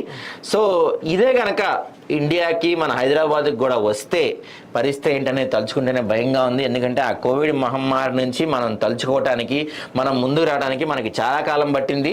సో ఇప్పుడు పరిస్థితులు ఇప్పుడిప్పుడే కొంచెం మారుతున్నాయి. మరి ఇది ఎంతవరకు అయింది ఏంటి అనేది చూడాలి. దీని తర్వాత చూసుకుంటే గవర్నర్ కోటాలో ఎమ్మెల్సీలుగా కోదండరాం, అలీఖాన్ ఇద్దరి చేత ప్రమాణ స్వీకారం చేయించిన మండలి చైర్మన్, హాజరైన మంత్రులు పొన్నం, పొంగులేటి. దేశవ్యాప్తంగా వైద్యుల నిరసన. అన్ని రాష్ట్రాల్లో పెద్ద ఎత్తున నిరసనలు, ఆందోళనలో పాల్గొన్న వైద్యులు, నర్సులు, మహిళా సంఘాలు. మమత రాజీనామా చేయాలంటూ బీజేపీ నిరసన. ప్రభుత్వం, పోలీసుల తీరుపై కలకత్తా హైకోర్టు తీవ్ర ఆగ్రహం. ప్రభుత్వ యంత్రాంగం సంపూర్ణ వైఫల్యం అంటూ వ్యాఖ్యలు. హత్య కేసులో సిబిఐ దర్యాప్తు ముమ్మరం. ఈ కలకత్తాలో జరిగిన సంఘటన గురించి నిజంగా ఆ సంఘటన గురించి వార్తలు చూస్తున్నా వింటున్నా నిజంగా కన్నీళ్ళు వస్తున్న పరిస్థితి మనకు కనపడుతుంది. ఎందుకంటే ఆ అమ్మాయి పాపం 36 గంటలు డ్యూటీ చేసిందంటండి కంటిన్యూస్గా. 36 గంటలు డ్యూటీ చేసి కాసేపు రెస్ట్ తీసుకుందామని చెప్పి ఆ హాస్పిటల్లోనే ఒక రూమ్లోకి వెళ్ళి రెస్ట్ తీసుకుందామని కూర్చున్న అమ్మాయిని ఇంత దారుణంగా నిజంగా ఆ వార్త ఆ డీటెయిల్స్ చదివినప్పుడు కానీ ఆ విజువల్స్ చూసినప్పుడు కానీ నిజంగా మనసు కలచివేసింది. ఇప్పుడు నాకు అనిపిస్తుంది ఏంటంటే ఇదే ఇప్పుడు ఏం జరుగుద్దంటే ఒక నలుగురునో ముగ్గురునో ఎన్కౌంటర్ చేస్తారు అర్జెంటుగా. ఎన్కౌంటర్ చేసేసి వీళ్ళే నిర్దోషులు, వాళ్ళని చంపేశాము, న్యాయం గెలిచింది, ధర్మం గెలిచింది అని చెప్తారు. కానీ మనం అందరూ చూసే ఉంటారు జనగణమన అని చెప్పి ఒక సినిమా వచ్చింది. ఆ సినిమాలో కూడా ఇలాంటిది ఒక సీన్ ఉంటుంది. అన్యాయంగా అభాగ్యుల్ని ఎవరో తెలియని వాళ్ళు నలుగురిని తీసుకొచ్చి కాల్ చేసి ఎన్కౌంటర్ చేసేసి మేము చేసేసాం, పట్టుకున్నాం అని చెప్పి ఆ కేసును అక్కడితో ముగించేస్తారు. సరే, ఎన్కౌంటర్ మీరు వేరే వాళ్ళని చేశారా లేకపోతే నిందితులను చేశారని పక్కన పెడితే రాష్ట్రంలో, దేశంలో ప్రతి నిమిషం, ప్రతి సెకండ్ ఒక అత్యాచారం మనం వింటున్నాం. నిన్న మధ్యాహ్నం జేబీఎస్ దగ్గర, జేబీఎస్ అనేది మనకి హైదరాబాద్లో సెంటర్ మెట్రో దగ్గర ఒక అమ్మాయిని పట్టుకొని ఒకడు వచ్చి రోడ్డు మీద మిస్బిహేవ్ చేస్తే వాడిని ఇప్పటికీ పట్టుకోవాలి పోలీసులు. ఇంకా మనకి సీసీ కెమెరాలు ఉన్నాయి, అంత వ్యవస్థ ఉంది. వాడు మిస్బిహేవ్ చేసి రోడ్డు మీద అమ్మాయిని ఇచ్చేసి వెళ్తే ఇప్పటికీ పట్టుకోవాలి. అంటే వాడికి మిస్బిహేవ్ చేసే అంత ధైర్యం వచ్చిందంటే ఎవరిచ్చిన ధైర్యం అది? అప్పుడు వర్షం విపరీతంగా వర్షం పడుతున్నప్పుడు అక్కడ ఎవరు లేరు అంటే నేను ఈ అమ్మాయిని చేయొచ్చు అనే ధైర్యంతో ఉందంటే ఇక రేపటి రోజున ఇంట్లోంచి ఆడపిల్లల్ని, మన అమ్మల్ని కానీ కూతుర్లను కానీ అక్క చెల్లెల్ని కానీ బయటికి పంపాలంటే భయపడే పరిస్థితులు మళ్ళీ వస్తున్నాయి. నిజంగా దీని గురించి మాత్రం మాట్లాడాలంటే ఒక రోజు కాదు, ఒక నెల మాట్లాడినా సరిపోదు. మీరు ఇంకో అమ్మాయిని మిస్బిహేవ్ చేసే ముందు, నేను నిన్న చెప్పాను, ఇవాళ చెప్తున్నాను, ఈ అంశం గురించి రోజు చెప్తాను నేను. మీరు ఒక అమ్మాయిని మిస్బిహేవ్ చేయాలన్న ఆలోచన రావాలన్నా, ఒక అమ్మాయిని తప్పుడు దృష్టిలో చూసినా, నా ఇంట్లో అక్కని, నా ఇంట్లో చెల్లిని, నా భార్యని, మా అమ్మని కూడా వేరే వాడు అదే దృష్టితో చూస్తాడు. నేను చేసిన తప్పే ఇంకొకడు కూడా నా అమ్మకి, నా చెల్లికి, నా తల్లికి చేస్తాడు అని మనస్సులో పెట్టుకొని మీరు చేయండి. నా తల్లిని, నా చెల్లిని కూడా నేను చేసినట్టే మిస్బిహేవ్ చేసినా, తాకరాని చోట తాకినా, తప్పుగా చూసినా పర్లేదు అనుకునే దరిద్రుడు, నీచుడు ఉంటే మాత్రం మీరు కూడా మీ ఇష్టం. కానీ నా తల్లిని, నా చెల్లిని నేను ఎలా చూస్తానో ప్రపంచంలో అందరినీ, ప్రతి ఆడబిడ్డని అలానే చూస్తాను అనుకోండి. చిన్నప్పటి నుంచి మీరు తల్లి పాలు తాగి పెరిగారు, అక్కలతో చెల్లెలతో ఆడుకుంటూ పెరిగారు. ప్రతి రాఖీకి మీరు మీ అక్కలకి చెల్లికి రాఖీ కడతారు, వాళ్ళకి ధైర్యంగా అండగా ఉంటారని చెప్పి మీరు ఒక ప్రామిస్ చేస్తారు. ఎవరన్నా మన చెల్లిని, మన అక్కని చిన్న మాట అంటేనే మన రక్తం ఉడికిపోద్దే. అలాంటిది మనం వేరే అమ్మాయిని అత్యంత దారుణంగా రేప్ చేసి చంపేయటం కానీ, వాళ్ళపైన మిస్బిహేవ్ చేయడం కానీ, వాళ్ళకి దారుణమైన మెసేజ్లు పంపడం కానీ, వాట్సాప్లో కానీ వాళ్ళని ఇచ్చేయడం కానీ, అమ్మాయి అంటే మీ దృష్టి మార్చుకోకపోతే మీరు ఏ దృష్టితో అయితే అమ్మాయిలను చూస్తున్నారో అదే దృష్టితో మీ అమ్మని, మీ చెల్లిని కూడా చూస్తారని గుర్తుపెట్టుకోండి. ఇది మారాలి ఖచ్చితంగా. మీరు అన్న దరిద్రులే అన్నారు, కానీ ప్రభుత్వాలు కూడా చట్టాలు చేస్తే ఇప్పుడు ఆలోచన రావాలన్నది భయపడాలి, వనకాలి. అలాంటప్పుడు నిన్న కూడా చెప్పాను, టెంపర్ సినిమాలో డైలాగ్ ఉంటుంది లాస్ట్ లో, మేము అనుకోగానే తప్పు చేసేయగలుగుతున్నాం కానీ మాకు శిక్ష పడుతుందా? పడదు. ఎప్పటికో 14 ఏళ్ళు 20 ఏళ్ల తర్వాత పడచ్చు, పడకపోవచ్చు. ఈలో వాడు బయట ఇంకో 10 మందిని రేప్ చేస్తాడు, ఏముందిలే అని. ఒకసారి అలవాటు నోటికి ఇంతే కదా. ఇప్పుడు ఇలా రేప్ చేసిన వెంటనే వితిన్ గంటల్లో వాడిని పట్టుకొని సాయంత్రం కల్లా శిక్ష ఇస్తే ఇంకోసారి ఆ తప్పు చేస్తారు ఎవరైనా? చేయరు. వాడిని బహిరంగంగా శిక్షించాలి వాడిని, చేసిన వాడిని. ఇప్పుడు ఈ కేసులో నిందితుడు అనే వ్యక్తి ఇప్పుడు ఎవరైతే వీళ్ళు చెప్తున్నారో నేను రేప్ చేసిన నన్ను ఉరితీయండి అని చెప్పేసి బహిరంగ స్టేట్మెంట్ ఇస్తున్నాడు. అది అంటే ఇప్పుడు ఈయనను చూసుకొని ఇప్పుడు వేరే వ్యక్తులు అంతేగా మరి. ఇప్పుడు ఎన్ని జరుగుతున్నాయండి మనకి, ఎక్కడ శిక్షలు ఇవి లేవు కదా, కనపడట్లే. అందుకే జనాలు ధైర్యం పెరిగిపోయింది. ఇప్పుడు ఈ విషయంలో గవర్నమెంట్ ప్లస్ అపోజిషన్ ఇద్దరు కూడా వ్యతిరేకిస్తుంటే ఇప్పుడు దీన్ని ఎవరు చర్యలు తీసుకోవాలి? నిన్న మమతా ర్యాలీ చేస్తుంది అంటే ఒక ముఖ్యమంత్రి నువ్వే ర్యాలీ చేయబడితివి, మరి ఇంకా ఎవరు అక్కడ మహిళలకు ఎక్కడ రక్షణ ఉంటది? నువ్వు ఎవరి మీద వ్యతిరేకంగా ర్యాలీ చేస్తున్నావు? అదే కదా ఇప్పుడు గవర్నమెంట్ ఇప్పుడు నువ్వు రాష్ట్రాన్ని లీడ్ చేసే క్యాండిడేటే ఇప్పుడు ధర్నా చేయబట్టే. అదే కదా, నువ్వే ఇప్పుడు ర్యాలీ చేస్తే ఇప్పుడు అక్కడ ఎవరికి బాధ్యత ఎవరు? ఇప్పుడు అంటే వ్యక్తిని మీరు అరెస్ట్ చేసిరని వార్తలు వస్తున్నాయి, ఆయనని దాని మీద అరెస్ట్ చేసిన అతనో కాదో తెలియదు అంటే వార్తలు వస్తున్నాయి అంతే. దీని మీద సిబిఐ దర్యాప్తు చేస్తుందని అంటున్నారు. కానీ ఇప్పుడు ఈ కుటుంబానికి మీరు ఏం భరోసా ఇస్తున్నారు? ఇప్పుడు ఆ పోయిన అమ్మాయిని తీసుకురాలేరు కానీ వేరే పేరెంట్స్ కైనా ధైర్యం ఇవ్వాలి కదా. అసలు లేదు కదా ప్రస్తుతం చూస్తుంటే. సరే, దీని గురించి అయితే ఎంత చర్చించుకున్నా కంటిన్యూ అవుతానే ఉంటుంది. కానీ ప్రతి వాళ్ళు ఒక్కసారి ఆలోచించండి ప్లీజ్. ఒక్కసారి మా రిక్వెస్ట్ చెప్తున్నాను, మీకు చేతులైతే దండం పెడుతున్నాను. ప్రతి ఆడపిల్లని, ప్రతి ఆడబిడ్డని ఒక తల్లిగా, ఒక చెల్లిగా తప్పుడు దృష్టితో చూడకండి. ఒక తల్లిగా, ఒక చెల్లిగా భావించండి దయచేసి. సరే, ఇక ఈరోజు చూసుకుంటే మనం ఒక మెయిన్ వార్త, మేజర్ వార్తగా చెప్పుకోవాలంటే అది హడలెత్తిస్తున్న హైడ్రా ఎన్కన్వెన్షన్ పై యాక్షన్ ఉంటుందా లేదా? జిహెచ్ఎంసీ మున్సిపాలిటీ పరిధిలో హైడ్రా దూకుడు, అక్రమార్కుల గుండెల్లో దడ పుట్టిస్తున్న కమిషనర్ రంగనాథ్. సర్కార్ భూములు, చెరువులు, కుంటల సిక్కం కబ్జా చేస్తే చర్యలు. బఫర్ జోన్ల పరిధిలో కట్టడాలు నేలమట్టం చేస్తున్న అధికారులు. కబ్జా భూమిలో ఎన్కన్వెన్షన్ నిర్మించిన శ్రీనుడు నాగార్జున. తుమ్మడికుంట చెరువులో సికం ఎకరం, బఫర్ జోన్లో 2 ఎకరాలు. నాడు కిచెన్, స్టోర్ రూమ్స్ అక్రమ నిర్మాణాలు తెచ్చిన అధికారులు, కానీ నేటికి చర్యలు చేపట్టిన రెవెన్యూ ఇరిగేషన్ అధికారులు. 29 తుమ్మిడికుంట చెరువు నేడు నిండా 10 ఎకరాలు కూడా లేదు. శ్రీరంగంలో మంచి పేరు తెచ్చుకున్న నాగార్జున 10 మందికి చెప్పాల్సింది పోయి ఇలా భూములను కొల్లగొట్టడం కరెక్ట్ కాదని పలువురు అంటున్నారు. అయితే హైడ్రా కమిషనర్, హైడ్రా అని చెప్పి కొత్తగా ఒక వ్యవస్థ ఏర్పాటు చేశారు. దాని కమిషనర్ రంగనాథ్ చాలా అగ్రెసివ్ గా, దూకుడుగా కొన్ని నిర్ణయాలు తీసుకుంటున్నారు. అసలండి నేను చూశాను, హైదరాబాద్ లో ఒకప్పుడు 1800 దగ్గర చెరువులు ఉండేవంట. ఈ రోజు చూస్తే మనకి 300-400 కూడా నాకైతే కనపడతలేవు. చెప్తున్న లెక్కలు 300-400 తెలిసి అయితే నేను ఎక్కడో మన ట్యాంక్ బండ్ చెరువు ఒకటి, ప్రగతి నగర్ లో ఒక చెరువు ఒకటి, ఉప్పల్లో ఆ చెరువు దాదాపుగా లేదు, కనపడలేదు. రామంతపురం చెరువు నేనైతే చూడలేదు, అది కూడా దాదాపుగా ఇదైపోతూ వస్తుంది. సరే, ఈ చెరువుల కబ్జాలు వీటి గురించి మనం మాట్లాడుకుంటూనే ఉన్నా, జరుగుతూనే ఉన్నాయి. అయితే ఇప్పుడు ఈ హైడ్రా వ్యవస్థ తీసుకొచ్చారు, దీనికి రంగనాథన్ అతన్ని పెట్టారు కమిషనర్గా. అయితే ఆయన మాత్రం చాలా అగ్రెసివ్గా నిర్ణయాలు తీసుకుంటున్నారు. కనిపించిన అక్రమ కట్టడం అని తెలిస్తే, ఒకప్పుడు ఏం జరిగేదంటే అక్రమ కట్టడం అని తెలిస్తే దానిపైన కోర్టులో కేసు వేయటము, దర్యాప్తు జరగటము, రకరకాలు జరిగాయి. కానీ రంగనాథ్ మాత్రం బుల్డోజర్ తీసుకెళ్లి దాన్ని పడగొట్టే 24 hours అంట. బిలో 24 అంటే మనకి ఏదైతే ఇది అక్రమం అని తేల్చిన వెంటనే 24 hours లో దాన్ని తీసేస్తున్నారండి. సో దీని గురించి ఒక రీసెర్చ్, ఒక పరిశోధనాత్మక కథనం ఆదాబ్లో వచ్చింది ఇవాళ. దాని గురించి ఫుల్ డీటెయిల్స్ చెప్పే ప్రయత్నం చేస్తాను మీకు నేను. రైట్, నిన్న ఈ మధ్య బాగా వార్తల్లో కనిపిస్తున్నారు మన కిరేణి నాగార్జున గారు. ఎందుకంటే వాళ్ళ బిగ్ బాస్ గురించి కానీ, లేకపోతే నాగ చైతన్య సెకండ్ మ్యారేజ్ గురించి కానీ, రకరకాల విషయాల్లో ఈ మధ్య టీవీలో బాగా కనిపిస్తున్నారు. హైదరాబాద్లో మనం చెప్పుకోవాలంటే బడా వ్యాపారవేత్తల్లో ఈయన కూడా ఒకళ్ళు. ఖచ్చితంగా చాలా వ్యాపారాలు ఉన్నాయి ఈయనకి, చాలా రాజకీయ ప్రముఖులదే హైదరాబాద్. అయితే ఇప్పుడు మనం ఈ వార్త గురించి మాట్లాడుకుంటే, గతంలోనే నాకు తెలిసి ఇది 2016లో అనుకుంటాను, 17లో జరిగిందో. ఎన్కన్వెన్షన్ సెంటర్ కూల్ చేస్తాము, లేకపోతే ఎన్కన్వెన్షన్ సెంటర్ ఇంకేముంది అక్రమం కట్టడం, బీఆర్ఎస్ పెద్ద ఆ రోజు పెద్ద ఎత్తున చర్చ జరిగింది. కొంత మేరకు రెడ్ కలర్ రంగులు పూసేసి అక్రమాలు అని చెప్పి చేసిన పరిస్థితిలో మనకు కనపడింది. ఆ తర్వాత వాళ్ళకు అంటే ఎక్కడ ఏమైనాయో, ఎక్కడ ఏం వెళ్ళినాయో తెలియదు. కానీ ఆ తర్వాత ఎక్కడ అయితే దీని గురించి మనకి పెద్దగా కనపడలేదు. అయితే ఒకసారి దీని గురించి మనం పూర్తిగా ఆదాబ్ హైదరాబాద్లో రాసిన ఆర్టికల్ పూర్తిగా చూసే ప్రయత్నం చేద్దాము. మీకు ఈ ఆర్టికల్ గురించి పూర్తిగా మనం ఇవాళ మాట్లాడుకుందాం. ఒకసారి చూస్తే కనుక హైడ్రా. తెలంగాణలో ఈ పేరు వింటేనే అక్రమార్కుల లాగులు తడుస్తున్నాయి.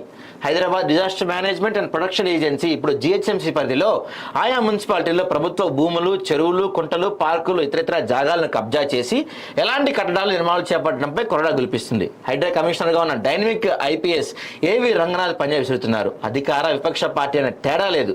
మంత్రులు, ఎమ్మెల్యేలు ఎవరైనా డోంట్ కేర్. పత్రికలు, పెద్ద పెద్ద సంస్థలైనా సరే కబ్జాలకు పాల్పడితే కథం చేసుడే. ఎప్పుడొచ్చాం కాదన్నయ్య, బుల్లెట్ దిగిందా లేదా అనే డైలాగు ఈయన బాగా వంట పట్టించుకున్నట్టున్నాడు. 24 గంటల్లోనే కూల్చేస్తామంటున్నారు. ఇంత గట్స్ ఉన్న dynamic officer Hydraa commissioner Ranganath Akkineni Nagarjuna touch చేస్తారా అనే అనుమానాలు తలెత్తున్నాయి. ఎకరం చెరువు 2 ఎకరాల బఫర్ జోన్లో కట్టిన ఎన్కన్వెన్షన్ సెంటర్ అప్పట్లోనే రెవెన్యూ అధికారులు సర్వే చేసి ఇది ఫేక్ అని తేల్చారు. మరి ఏమైందో ఏమో కానీ ఇన్నాళ్ళైనా మన బిగ్ బాస్ నాగార్జున జోలికి పోలేదు. సినీ రంగంలో మంచి పేరు తెచ్చుకున్న కింగ్ నాగార్జున అక్రమంగా చెరువు కబ్జా చేసి కాస్ట్లీ ఫంక్షన్ హాల్ ఎన్కన్వెన్షన్ కట్టి కోట్లు గడిస్తున్నారు. అయితే దూకుడుగా వ్యవహరిస్తున్న హైడ్రా కమిషనర్ ఎన్కన్వెన్షన్ పై ఎలాంటి చర్యలు తీసుకుంటారనేది చూడాలి. ఇక్కడ ఇంకోటి చూస్తే పెద్దోళ్లకు చట్టాలు చుట్టాలైనట్టు వాళ్ళు ఏం చేసినా చెల్లుతుందనే అపవాది నిజం చేశారు రెవెన్యూ అండ్ ఇరిగేషన్ అధికారులు. మాదాపూర్ పరిధిలో తుమ్మిడికొంటలో చెరువు అంతా కబ్జాకు గురై కాని రాకుండా పోతుంది. గవర్నమెంట్ సపోర్ట్తో సినీ పొలిటికల్ వ్యక్తులు ఆక్రమణలకు పాల్పడుతున్నా ప్రభుత్వం చర్య తీసుకోవటం పోవడానికి అర్థం ఏంటో అర్థం కావటం లేదు. తొలుత తుమ్మిడికుంట చెరువు రాను రాజుగుర్రం కంచెరగాడిదైనట్టు నేడు తుమ్మిడికుంట చెరువు 10 ఎకరాలు కూడా లేకపోవడం ఆశ్చర్యానికి గురి చేస్తుంది. నిజంగా ఇది ఎంత దారుణమైన సంఘటన చూడండి. 29 ఎకరాల్లో ఉండే చెరువు 19 ఎకరాలు కబ్జాకు గురైంది. 19 ఎకరాలు కబ్జాకు గురైందంటే ఎంత కాలం నుంచి అయింది, ఎన్ని ప్రభుత్వాల నుంచి అయింది, ఎంతమంది చేతులు మారింది, ఎంతమందికి రావాల్సినవి వచ్చినాయి, ఎంతమంది దీంతో సెటిల్ అయి ఉంటారు. ఒకప్పుడు ఒక స్థలం ఉంటే సెటిల్ అయ్యేవాళ్ళు, ఇప్పుడు చెరువున్నా సెటిల్ అవుతారేమో. అంతే. ఒక చెరువున్న ఆ చెరువుని అడ్డం పెట్టుకొని చాలా మంది ప్రభుత్వ అధికారులు, గవర్నమెంట్ ఆఫీసర్లు, రెవెన్యూ అధికారులు, లేకపోతే ఇరిగేషన్ అధికారులు అందరూ ఎడన్నా చెరువు కనపడితే ముందు వీళ్ళు సెటిల్ అవుతున్నారండి. ఇప్పుడు 19 ఎకరాలు ఆక్యుపై అయింది అని చెప్పేసి, అంటే దీన్ని కబ్జా చేసిరని ఆదాబ్ హైదరాబాద్ చెప్పట్లే. అవును, ఇప్పుడు వాళ్ళే చెప్తున్నారు. ఇప్పుడు సర్వే చేసిన స్పెషల్ మనకి బిగ్ బాస్ నాగార్జున చెరువు సిక్కం కబ్జా చేసి ఎన్కన్వెన్షన్ సెంటర్ నిర్మాణం ప్రభుత్వ పెద్ద హస్తం ఉందని అనుమానాలు రాక మానదు. అయితే దీని గురించి చూస్తే కనుక మనం గతంలో గవర్నమెంట్ ఆఫీసర్లు సర్వే చేసి కబ్జా భూమిని గుర్తించి ఆ మేరకు కట్టడాలకు ఎరుపు రంగులో మార్క్ చేసిన సంగతి తెలిసిందే. అక్రమ నిర్మాణం అంటూ గోడలపై ముద్ర కూడా వేశారు. కబ్జా చేసి అక్రమ నిర్మాణం చేసిన యాజమాన్యానికి అప్పటి కేసు ప్రభుత్వం నోటీసులు ఇచ్చి చేతులు దులుపుకుంది. ఇదే విషయాన్ని మే 29న ఆదాబ్ హైదరాబాద్ చెరువు శిఖంలోనే ఎన్కన్వెన్షన్ అనే శీర్షికతో వార్త అయితే వేశారని. అయితే గత డిసెంబర్లో వచ్చిన కాంగ్రెస్ గవర్నమెంట్ అయినా దీనిపై చర్యలు తీసుకుంటుందా అని అందరూ ఆఖరికి కళ్ళు కాయలు కాసాయి తప్ప దానిపైన ఎటువంటి చర్యలు ఇప్పటివరకైతే మనకు కనపడలేదు. మరి తుమ్మిడికుంట చెరువు స్థలం కబ్జా చేసి ఆ భూమిలో ఎన్కన్వెన్షన్ కట్టినట్లు అధికారులు తేల్చారు. అప్పట్లో కొందరు దీనిపై ఫిర్యాదు చేయడంతో గతంలోనే కన్వెన్షన్ సెంటర్ పరిసరాలు రెవెన్యూ అధికారులు సర్వే నిపుణుల చేత రీసర్వే చేయించి మొత్తం సర్వేలో ఎకరం భూమి తుమ్మిడికొండ చెరువు శిఖంలో మరో 2 ఎకరాలు బఫర్ జోన్లో ఉన్నట్టు ఎన్కన్వెన్షన్ సెంటర్ వంటగది, స్టోర్ రూమ్ నిర్మించిన అధికారులు ప్రాథమికంగా తేల్చారు. అయినా ఇంతవరకు నాగార్జునపై చర్యలు తీసుకోలేదు. సో ఇప్పుడు చూసుకుంటే మనం గ్రేటర్ హైదరాబాద్లో హైడ్రా కమిషనర్ బాస్ రంగనాథ్ దీనిపై చర్యలు తీసుకుంటారా? అయినా ఒక విషయం అండి, మనం చిన్నప్పటి నుంచి కూడా నాగార్జున సినిమాలు చూస్తూ పెరిగాం. అవును, చిన్నప్పటి నుంచి కూడా నాగార్జున, చిరంజీవి వీళ్ళ సినిమాలు చూస్తూ పెరిగాం. అంటే ఒక నాగార్జున కానీ ఒక చిరంజీవి కానీ వీళ్ళు మనకి ఏదైనా చెప్తే మనకి అట్లా వెళ్ళిపోద్ది. అవును, తప్పని మన మైండ్లోకి వెళ్ళిపోద్ది. అరే చిరంజీవి చెప్పారు రా, అరే నాగార్జున చెప్పాడు రా, ఇది బాగుంది అనుకుంటా, ఇది మనం ఫాలో అవ్వాలి. చిన్నప్పుడు పోలియో చుక్కలు వేయించుకోమని చిరంజీవి, నాగార్జున వీళ్ళందరూ చెప్పేవాళ్ళు. ఖచ్చితంగా అందరూ ఫాలో అయ్యేవాళ్ళు. సో మీరు అంటే హీరోలు అందరూ ఒక ఎత్తు అయితే, మీరు పెద్ద హీరోలు చిరంజీవి, నాగార్జున, బాలకృష్ణ, వెంకటేష్, మీరు మా చిన్నప్పటి నుంచి మిమ్మల్ని చూస్తూనే మేము పెరిగాం. మీరు ఏదైనా చెప్తే మేము దాన్ని బ్లైండ్గా ఫాలో అయిపోయే పరిస్థితి ఉంటుంది. అవును, అలాంటి మీరే ఇలాంటి చేయడం ఎంతవరకు కరెక్ట్ నాగార్జున గారు? అంటే ఇది కూడా ఫాలో అవ్వమనే చెప్తున్నట్టే కదా. అదే కదా, అంటే ఇప్పుడు మిమ్మల్ని చూసి అసలు ఎలా అండి మీరు 2 ఎకరాలు చెరువు 2 ఎకరాలు బఫర్ జోన్ లో మీరు మొత్తం 3 ఎకరాలు ఆక్రమించేసారు. ఆక్రమించిన వరకు బానే ఉంది. మీరు ఆక్రమించారు మీ తప్పు లేదు ఇక్కడ. ఎందుకంటే మీరు ఆక్రమించిన తర్వాత ఆక్రమించారని ప్రూవ్ చేసి కూడా ఎటువంటి చర్యలు తీసుకోలేదు అధికారులు. పాపం అధికారులు బిజీగా ఉంటారు.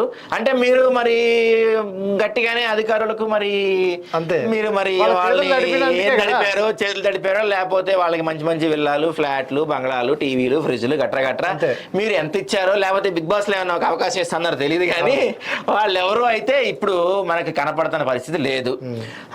ఇప్పుడు అండి నాకు డౌట్, మనం ఒక సామాన్యులైన మనం ఒక చోట ఇల్లు కట్టుకోవాలంటే మన తాతలు సంపాదించిన ఆస్తి అనుకోండి, సపోజ్ మన పేరునే ఉంది, భూములు, స్థలాలు, పొలాలు అన్ని మన పేర్లే ఉన్నాయి, పట్టాలు గిట్టాలు అన్ని మన పేరునే ఉన్న దాంతో మనం ఇల్లు కట్టుకోవాలంటే నానా సంకల నాకాల పరిస్థితి బయట ఉంటుంది. పర్మిషన్లు తెచ్చుకోవాలి, ఆ పర్మిషన్లు వాటర్ పర్మిషన్ తెచ్చుకోవాలి, బోరింగ్ పర్మిషన్ తెచ్చుకోవాలి, బిల్డింగ్ పర్మిషన్ తెచ్చుకోవాలి, తర్వాత ఎన్ని పర్మిషన్లు తెచ్చుకోవడానికి అది కూడా డైరెక్ట్ అన్ని కరెక్ట్ ఉండి కూడా వీళ్ళకి మాత్రం అన్ని అర్హతలు వస్తాయి. అన్ని కరెక్ట్ ఉండి కూడా మనం పర్మిషన్ తెచ్చుకోవాలంటే అరే నా స్థలంలో నేను ఇల్లు కట్టుకోవాలరా అంటే మనం ఎంతో మంది చేతులు తడపాలి, ఎంతో మంది కాళ్ళు పట్టుకోవాలి, కాళ్ళు పట్టుకోవాలి. అరే బాబు ప్లీజ్ రా అని చెప్పి అన్ని పనులు మానుకొని 1-2 నెలలు అన్ని ఆఫీస్ చుట్టూ తిరిగినా ఐదులు అయితే గ్యారంటీ లేదు. ఇది అన్ని కరెక్ట్గా ఉంటే. కానీ వీళ్ళకి మాత్రం చెరువుల్ని వేసి ఎలా సాధ్యమవుతుంది వీళ్ళకి అసలు? ఇప్పుడు ఈ హైడ్రా కమిషనర్ ఏదైతే రంగనాథ్ ఉన్నాడో ఇప్పుడు ఈ అన్ని కూలగొడుతున్నాడు. పాపం ఎవరో అంటే అది చెరువు శిఖం అనో లేకపోతే అది గవర్నమెంట్ ల్యాండ్ అనో తెలియక నాలాంటి వాళ్ళు మీలాంటి వాళ్ళు ఎవరి దగ్గర కొని ఈ రోజు ఇల్లు కట్టుకొని అంటే చిన్న ఒక 2 రూమ్ల రేకులు వేసుకొని నివాసం ఉండేటోళ్ళని కూలగొడుతున్నారు. అలాంటి కూలగొట్టే అంటే అవి నిజంగా గవర్నమెంట్ ల్యాండ్ కాబట్టి తీసేస్తున్నారు. ఆయన కొనడం తప్పు అనేది వాస్తవం. కానీ ఇలాంటి వాటి మీద కదా చర్యలు తీసుకోవాల్సింది, పెద్దవాళ్ళ మీద కదా. ఇప్పుడు నువ్వు పెద్దవాడు, ఇప్పుడు నా మీద చర్యలు తీసుకుంటే టీవీలో రాదు. నాగార్జున మీద చర్యలు తీసుకో, ఖచ్చితంగా వస్తుంది. మొత్తం నిజంగా డైనామిక్ అరే నాగార్జున మీదే చర్యలు తీసుకున్నారంటే మనం ఎంతరా అని చెప్పి మిగతా అవినీతి అధికారులు, మిగతా వాళ్ళు ఏమన్నా ఉంటే గబగబ సర్దేయటం కానీ లేకపోతే ఇక ముందు చేయటం కానీ మానుకుంటారు. అండ్ దీనికి ఇంకో పాటు దీంతో విషయం చెప్పాలండి. యాక్చువల్గా ఇప్పుడు నాగార్జున గురించి మాట్లాడదాం, కానీ ఇప్పుడు రంగనాథ్ చేస్తున్న చర్యలు బాగున్నాయి, అంతా 100% బాగున్నాయి. కానీ అది పూర్తి స్థాయిలో అమలు కావాలి. కానీ దీని వల్ల నలిగిపోతుంది ఎవరో చెప్పనా? ఒక మధ్యతరగతి వాడు. ఎందుకంటే ఇవాళ రేపు మనం హైదరాబాద్లో ఒక 2 BHK కొనాలంటే 70-80 లక్షలు లేదు. మినిమం ₹1,00,00,000 మంచి ఏరియాలో అయితే. సో వీళ్ళు ఏం చేస్తున్నారంటే మన ప్రగతి నగర్, నిజాంపేట, మియాపూర్ ఇట్లాంటి చోట చెరువులను ఆక్రమించేసి బిల్డింగ్లు కట్టేసి 30 లక్షలు 35 లక్షలకి రిజిస్ట్రేషన్లు ఉండవు, లోన్లు రావు. కానీ 30-35 లక్షలు అనేసరికి మనలాంటి మధ్యతరగతి అరే 30 లక్షలకి మనకి హైదరాబాద్ ఇల్లు వస్తుంది, మనం ఎప్పటికీ కొనలేము, మనం జన్మలో కొనలేము, ₹1,00,00,000 బయట ఇల్లు విలువ చేస్తుంది, మనం కొనాలి ఎట్లా కూడా అని చెప్పి వాళ్ళ ఇంట్లో ఉన్న బంగారం, నగలు, వాళ్ళ స్థలాలు, పొలాలు తాకట్టు పెట్టి ఎట్లా కూడా తెచ్చి వాళ్ళ ఎత్తిన పోసి వాళ్ళ ఇల్లు, వాళ్ళకి ఏం తెలియదు కదా ఇది బఫర్ జోన్, ఇది ఇక్కడ చెరువు ఉంది, ఇది గవర్నమెంట్ ల్యాండ్, దీన్ని మనం ఆక్రమించకూడదు, ఇట్లాంటివి వాళ్ళకి తెలియదు కదా పాపం. వాళ్ళకి తెలియక వాళ్ళేమో కొనేస్తున్నారు. కానీ వీళ్ళు చేస్తున్న పని ఏంటి? ఇప్పుడు అదే పేదలు ఎవరైతే 20 లక్షలకు 30 లక్షలు కొన్నారో వాళ్ళని ఇప్పుడు సామాన్యులు అంటే ఇప్పుడు పెద్ద పెద్ద ఎమ్మెల్యేలు, మంత్రులు, ఈ రాజకీయ బానే ఉంటారు వీళ్ళంతా. ఆయన బిగ్ బాస్ లో బిజీగా ఉన్నాడు. అది కానీ ఇప్పుడు ఎన్కన్వెన్షన్ సెంటర్ నిజంగా రంగనాథ్ చర్యలు తీసుకొని పడేసాడు అనుకుందాం. అది ఎంత నాగార్జునకి? చాలా చిన్నది ఇట్లా అంటే. కానీ అదే ఒక మధ్యతరగతి వాడి అపార్ట్మెంట్ పడేస్తే వాడి పరిస్థితి ఏంటి? వాడు ఎక్కడ మీరు అన్నట్టు బంగారము, ఆడికున్న ఆస్తి మొత్తం అన్ని అమ్ముకొని వచ్చి ఇప్పుడు ఈ ఇల్లు కొన్నాడు. ఇప్పుడు ఇవన్నీ ఇది తీసేస్తే ఆయన ఏడు ఉండాలి. నిన్న రంగనాథ్ ఒక మీడియాతో మాట్లాడుతూ ఇంక నుంచి ఒక పోర్టల్ తెచ్చే ప్రయత్నం చేస్తున్నారంట. ఆ పోర్టల్లో ప్రతి ల్యాండ్ డీటెయిల్స్, ప్రతి చెరువు డీటెయిల్స్, అంటే మీరు ఒక చోట ల్యాండ్ కొంటున్నారు, ఒక ఇల్లు కొంటున్నారు, అపార్ట్మెంట్ కొంటున్నారు అంటే దాని డీటెయిల్స్, అది ఇది చెరువు కింద వస్తుంది, ఇది ఇవాళ కాకపోతే రేపైనా పడేస్తారు అని చెప్పి ఒక డీటెయిల్స్ పొందుపరిచే ప్రయత్నం అయితే ఒకటి చేస్తున్నారని చెప్పి రంగనాథ్ గారు చెప్పారు. సో ఇప్పటి వరకు అయితే మనం మాట్లాడుకుంటే రంగనాథ్ గారు చెప్పినట్టు ఒక పోర్టల్ పెట్టి చేస్తే బాగుంటుంది. ఇంకోటి రంగనాథ్ గారు, మా ఆదాబ్ నుంచి మీకు మా రిక్వెస్ట్ అనుకోండి, లేకపోతే మీరేం చేస్తారో మేము వెయిట్ చేస్తున్నాం అనుకోండి, మీరు కనుక ఈ అన్కన్వెన్షన్ మీద చర్యలు తీసుకుంటే ఖచ్చితంగా మిమ్మల్ని మేము నమ్ముతాం, ప్రజలందరూ నమ్ముతారు. ఇంకొకడు తప్పు చేయాలంటే భయపడతాడు, తప్పు చేసినోడు దాన్ని ఎలా సరిదిద్దుకునే ప్రయత్నం చేస్తాడు, దానికి పర్మిషన్లు తెచ్చుకోవాలా లేకపోతే ఏంటి అని చూస్తాడు. ఒక మధ్యతరగతోడు నలిగిపోడు. మీరు చర్యలు తీసుకుంటే చిన్న చిన్న వాళ్ళ మీద కాదు, నాగార్జున మీద తీసుకోండి. డైరెక్ట్ గా చెప్తున్నాం, నాగార్జున మీద చర్యలు తీసుకోండి. మీరు ఎన్కన్వెన్స్ సెంటర్లు, గతంలో ప్రభుత్వ అధికారులు, రెవెన్యూ, ఇరిగేషన్ శాఖ వాళ్ళు రెడ్ కలర్ పెయింట్ వేశారు, స్టాంపులు వేశారు, ఇది అక్రమం అని తేల్చారు. మీకు ఎదురుగా ప్రూఫ్ ఇస్తున్నాం, మేము చాలా క్లియర్గా ప్రూఫ్స్ ఇస్తున్నాం. మీకు మరిన్ని డీటెయిల్స్ కావాలంటే మాకు కాల్ చేయండి. మీకు దాని గురించి ఉన్న డీటెయిల్స్, అది ఎంతవరకు ఆక్రమించారు, దాని రిజిస్ట్రేషన్స్ ఏంటి, దాని పట్టాలు ఏంటి, ఎంత ల్యాండ్ ఆక్రమించారు, ప్రతి చిన్న సెంటు భూమితో సహా మేము మీకు డీటెయిల్స్ ఇస్తాం. కావాలంటే మాకు కాల్ చేయండి. ఇది కూల్చండి, మీరు దీని మీద చర్యలు తీసుకోండి, మీకు మేము సెల్యూట్ చేస్తాము. మిగతా అక్రమార్కులు ఎవరన్నా చెరువును ఆక్రమించాలంటే భయపడే పరిస్థితి వస్తుంది. ఒక్క ఇన్కన్వెన్షనే కాదు, హైదరాబాద్ లో ఉన్న చెరువులన్నిటి మీద మీరు చర్యలు తీసుకోండి. ఎంతమంది బీఆర్ఎస్ లీడర్లు, ఎంతమంది కాంగ్రెస్ లీడర్లు, ఎంతమంది ఈ మన సినీ ఇండస్ట్రీకి సంబంధించిన కీలకమైన వ్యక్తులు ఈ జూబ్లీ హిల్స్, బంజారా హిల్స్ ఏరియాలే కాకుండా హైదరాబాద్ సరౌండింగ్ లో ఎంతమంది భూములు ఈ కబ్జా చేసినారు అనేది ప్రతి ఒక్కటి కూడా మేము ఆదాబ్లో చాలా వార్తలు రాసాము. మీరు వాటన్నిటి మీద సర్వే, అసలు మీరు ఇప్పుడు మీరు ఇప్పుడు హైడ్రా తీసుకునే నిర్ణయాలు దేని ప్రాతిపదికన పోతున్నారు అది దాని మీద ఒకసారి మీరు క్లారిటీ తీసుకొని అన్నిటి మీద చర్యలు తీసుకుంటే ఇప్పుడు ఈ కింగ్ నాగార్జున కాదు, ఇంకా ఎవరైనా వస్తారు. కాకపోతే మీకు రంగనాథ్ గారు, మీకు ఇంకా ఫాస్ట్ గా రిజల్ట్ కావాలంటే దీని మీద చర్యలు తీసుకోండి.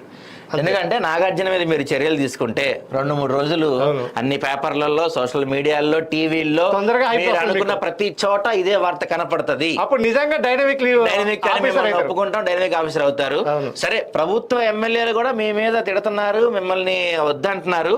ఇప్పుడు హైడ్రా ఒక్క హైదరాబాద్ కి కాకుండా తెలంగాణ వ్యాప్తంగా కూడా దీన్ని చేయాలని చెప్పి, ఇంప్లిమెంట్ చేయాలని చెప్పి కొన్ని డిమాండ్లు అయితే వినపడుతున్నాయి. ముఖ్యంగా మనం చూసుకుంటే ఇందాక మనం మాట్లాడుకున్నాం, ఈ రోడ్ల మీద నీళ్లు ఎందుకు ఉంటున్నాయి, అదే చెరువులు ఎందుకు మునిగిపోతున్నాయి. ఇప్పుడు చెరువు లేనప్పుడు రోడ్డే చెరువు, నీళ్లు ఎటుపోద్ది, నీళ్లు పల్లంకి పోద్ది.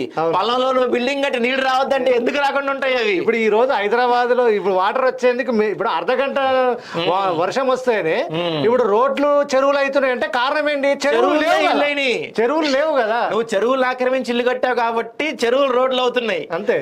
దీని అంతటికి కారణం, సరే దీని అందరికి కారణం ఒక నాగార్జున, లేకపోతే ఒక నేను, ఒక మీరు, లేకపోతే ఒక బిల్డర్లో కాదు, ఖచ్చితంగా ప్రభుత్వ అధికారులే, ప్రభుత్వాలే.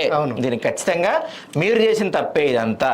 ప్రభుత్వ అధికారులు, పాలకులు మీ నిర్లక్ష్యం వల్ల, లేకపోతే మీరు లంచాలు తీసుకోనో, మీరు ఇంకేవో ఆశించి మీరు అడ్డగోలుగా ఇచ్చిన పర్మిషన్ల వల్లే ఈరోజు హైదరాబాద్ పరిస్థితి ఇలా తయారైంది. ఇలాంటి వాళ్ళు ఇలాంటివి ఈజీగా చేసేస్తున్నారు. ఇందాక మనం అనుకున్నట్టు మన భూమిలో మనం ఇల్లు కట్టుకోవడానికి ఎన్నో పర్మిషన్లు రావాల్సిన మనకి చెరువు పూడ్చి ఇల్లు కట్టుకుంటా, చెరువు పూడ్చి ఒక ఫంక్షన్ హాల్ కట్టుకుంటా అంటే ఈజీగా పర్మిషన్లు ఎట్లా వస్తున్నాయి? తర్వాత ఇది కూడా ఉంటుందండి. ఇప్పుడు మనం ఒక ల్యాండ్లో ఇల్లు కడుతుంటే ల్యాండ్ దాని స్ట్రాంగ్ ఎంత, అక్కడ బిల్డింగ్ నిలబడతా లేదా, పడిపోద్దా లేదా అని ఒక పర్మిషన్ కూడా ఉంటుంది. చెరువులో బిల్డింగ్ లో 10-20 ఫ్లోర్ల అపార్ట్మెంట్లు కట్టడానికి పర్మిషన్లు ఎట్లా వస్తున్నాయో దేవుడికే తెలియాలి. మరి వాళ్ళ దగ్గర ఏం మ్యాజిక్లు ఉంటాయో ఏంటో దేవుడికే తెలియాలి. సరే, ఏది ఏమైనా హైడ్రా కమిషనర్ రంగనాథ్ గారు వీలైనంత తొందరగా నాగార్జున పైన, ఎన్కన్వెన్షన్ పైన చర్యలు తీసుకొని, దాంతోపాటు మిగతా వాటిపైన కూడా మీరు చర్యలు తీసుకొని వీలైనంత తొందరగా చేస్తే కనుక ఆల్రెడీ 1800 చెరువులు హైదరాబాద్లో దగ్గర ఉన్నాయంట. ఇప్పుడు మనకి ఎన్ని ఉన్నాయండి గట్టిగా తిప్పి కొడితే? అఫీషియల్ గా సరే గవర్నమెంట్ చెప్పే లెక్కలు మనం వింటే 100-200 చెరువులు ఉన్నాయి అంటున్నారు.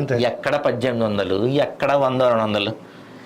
ఎక్కడన్నా అన్నం తింటారు, ఇది తింటారు, చెరువులు తింటాం ఏంటండి బాబు? ఎన్ని చెరువులు తినేశారు అసలు ఇంతమంది? ఇంత చెరువులు తినేస్తే పర్యావరణం ఏమైపోవాలి మన ట్యాంక్ బండ్ ఉంటే చాలా అనుకుంటున్నా. అటే పెడితే వాసన వస్తుంది సాయంత్రం పూట. అంతే ఇక. పర్యావరణం ఏమైపోవాలి, పర్యావరణ సమతుల్యత ఏమైపోవాలి.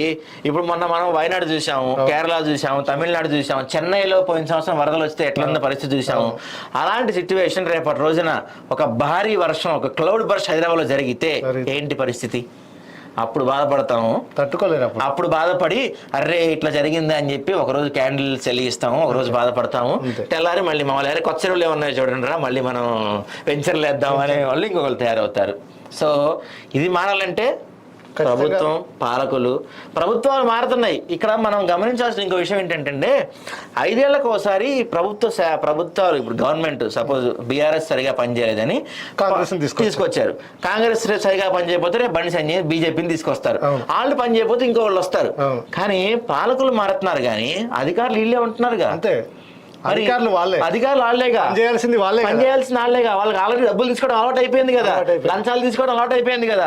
మొన్నటి వరకు ఆ పార్టీ ఎమ్మెల్యే ఇచ్చాడు, ఇవాళ నుంచి ఈ పార్టీ ఎమ్మెల్యే ఇస్తాడు. అంతే. మరి నాకు ఇప్పుడు ఒక డౌట్ ఏంటంటే సరిగా పనిచేయట్లేదనో లేకపోతే రకరకాల కారణాలతో 5 ఏళ్లకు ఒకసారి ప్రభుత్వాన్ని మార్చే హక్కు మనకు రాజ్యాంగం ఇచ్చినప్పుడు లంచాలు తీసుకుంటానో లేకపోతే ఇవే తప్పులు కంటిన్యూ అవుతున్నప్పుడు మరి ప్రభుత్వ అధికారులపై ఎటువంటి చర్యలు ఉండవా? 5 ఏళ్లకు ఒకసారి మార్చకపోయినా చర్యలు ఏమి ఉండవా వాళ్ళ? ఇప్పుడు మొన్న అన్ని ఇప్పుడు కలెక్టర్ నుంచి ఎస్పీల వరకు, అంటే కలెక్టర్, ఎస్పీలు, తర్వాత వివిధ శాఖల అధికారులు అందరినీ ఇప్పుడు కాంగ్రెస్ గవర్నమెంట్ వచ్చినాక చాలా మందిని ఇప్పుడు ట్రాన్స్ఫర్ చేస్తుంది. చాలా మందిని ఇప్పుడు కలెక్టర్ ఒక కొన్ని జిల్లాల కలెక్టర్ 3 సార్లు మారిండు. ఇప్పుడు వీళ్ళు వచ్చి 8 నెలలు అయింది. అవును, అయినా కానీ 3 సార్లు కూడా ట్రాన్స్ఫర్ జరిగినాయి. మరి ఇప్పుడు అయినా వీళ్ళు కరెక్ట్ గా పనిచేస్తారా అంటే అది లేదు. ఒకటండి, తింటాం అలవాటు ఎక్కడున్నా తింటాడు, అక్కడున్నా తింటాడు, ఎక్కడున్నా తింటాడు. అంతే. నువ్వు వాడిని మొత్తానికి పక్కన పెట్టు. అంతే. వాడికి ఇంకో పోస్టింగ్ ఎందుకు ఇస్తున్నావు? అంతే కదా. అదే వాడికి ఇంకో పోస్టింగ్ ఇస్తే అవును. ఇప్పుడు ఎలా తినాలో రూట్ తెలిసినోడు ఇక్కడ తింటాం అయిపోయింది, కొత్త ప్లేస్కి వెళ్ళి ఎలా తినాలో కొత్త రూట్ ఎత్తుక్కుంటాడు. అంతే, ఖచ్చితంగా. ఆడేం మానుకోని కడుపు కట్టుకుని అరే నేను తప్పు చేశానని చెప్పి బాధపడ్డు. నువ్వు శిక్ష ఇయ్యి, వాళ్ళకైనా పనిష్మెంట్ ఇయ్యి. అంతేగాని ఇలా మార్చుకుంటూ అధికారులను బదిలీ చేసినంత మాత్రాన నాకు తెలిసి అయితే పెద్దగా ఉపయోగం ఉంటుంది అంతే అనుకోవట్లేదు. సో ఏది ఏమైనా ఇవాల్టి ఆదాబ్లో వచ్చిన ఈ సంచలనాత్మక కథనానికి రంగనాథ్ గారు ఎటువంటి చర్యలు తీసుకుంటారు, ఆయన రియాక్షన్ ఎలా ఉంటుంది అనేది మనం చూద్దాం. దీనిపైన మనం ఫాలోఅప్ చేసుకుంటూనే ఉంటాము. సో ఇదొక చిన్న వార్త చెప్పుకొని మనం వేరే పేపర్కి వెళ్దామండి. ప్రజల్లో అవగాహన కల్పిస్తూ సీజనల్ వ్యాధులు వ్యాపించకుండా జాగ్రత్తలు తీసుకోవాలి. వ్యాధి నిర్ధారణ పరీక్షలు చేసి నిర్ధారణ అయిన తర్వాత చికిత్స అందించాలి. ప్రభుత్వ, ప్రైవేట్ పాఠశాలల్లో, హాస్టల్స్లో నిరంతరం శానిటేషన్ డ్రైడే నిర్వహించాలి. పంచాయతీరాజ్, మున్సిపాలిటీ, వైద్య ఆరోగ్య శాఖ వారు సమన్వయం చేసుకుంటూ సీజనల్ వ్యాధులు వ్యాపించకుండా అరికట్టాలి. ఆరోగ్య కుటుంబ సంక్షేమ శాఖ కమిషనర్ ఆర్వి కర్ణన్ చెప్పారు. ఇదొకటి మీకు ఒక జాగ్రత్త అనుకోండి, ఒక ఇన్ఫర్మేషన్ అనుకోండి. ఎక్కడ చూసినా హైదరాబాద్లో ప్రతి ఇంట్లో ఒక ఫీవర్ పేషెంట్ ఉన్నాడు ఖచ్చితంగా. నేనే డెంగీ వచ్చి 1 వీక్ హాస్పిటల్ అయ్యే పరిస్థితి వచ్చింది. ప్రతి ఇంట్లో ఒక ఫీవర్ పేషెంట్ మనకు కనపడుతున్నారు. సీజనల్ వ్యాధులు ఎప్పుడు లేనంతగా ఈసారి విపరీతంగా ఉన్నాయి.